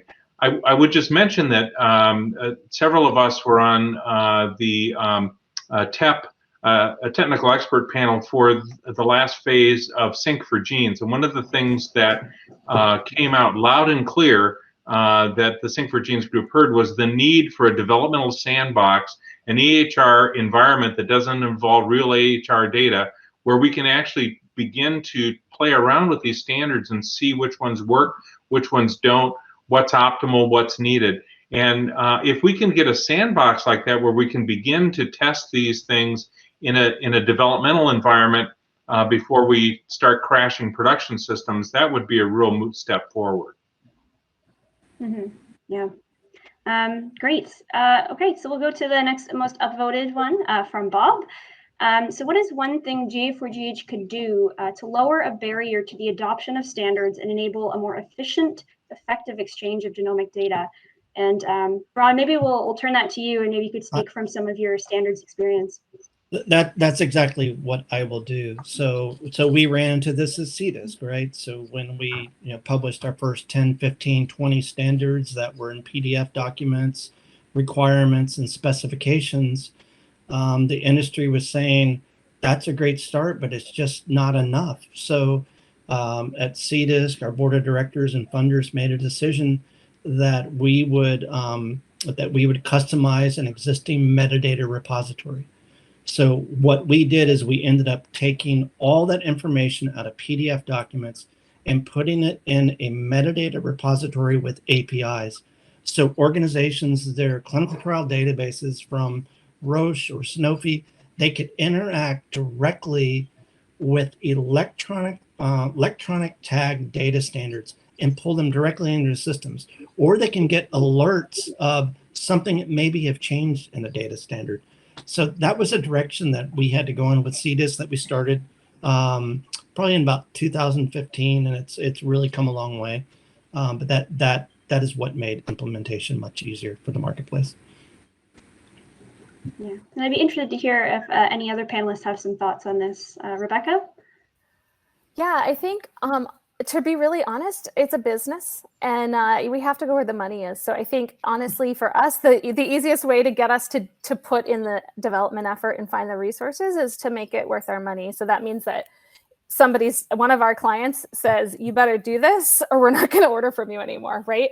I think, and so more broadly, though, that just means adoption, right? Like, if everybody else is doing it, we have to do it. And the reality is it takes time and it takes resources to invest in making changes and using new standards. And it's really hard to invest those time and resources if there isn't going to be a clear benefit in at least a short-ish term. Right. So Lindsay, can I make one more quick point that sure, we struggled go ahead. with? So also we had different standards in CDISC. So we had standards for data collection.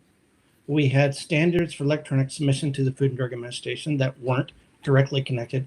We have controlled terminology. We had therapeutic area standards.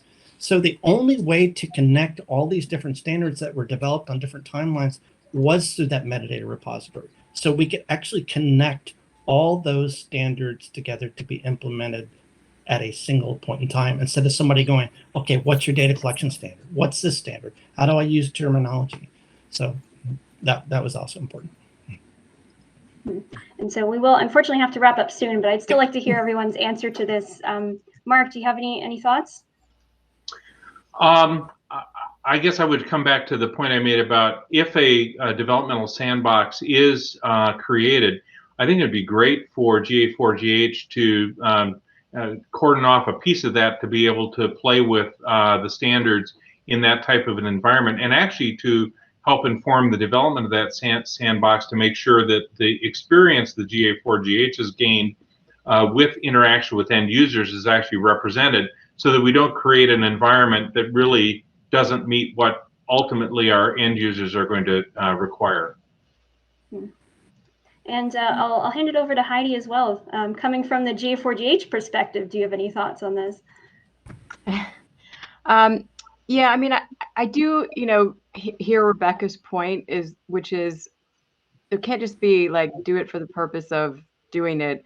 We have to really show the value to the community by pursuing certain standards and what it's going to enable. And so, right now, the exchange of genomic data isn't as high a pressing need for the community as simply the results and getting them into the EHR and able to be updated, because the variants are getting reinterpreted quickly. So if you're asking a clinical lab like Invitae, what's the quickest thing, that they want? It's probably not, correct me if I'm wrong, Rebecca, it's probably not how are we going to send the whole genome sequences or panel sequences or whatever.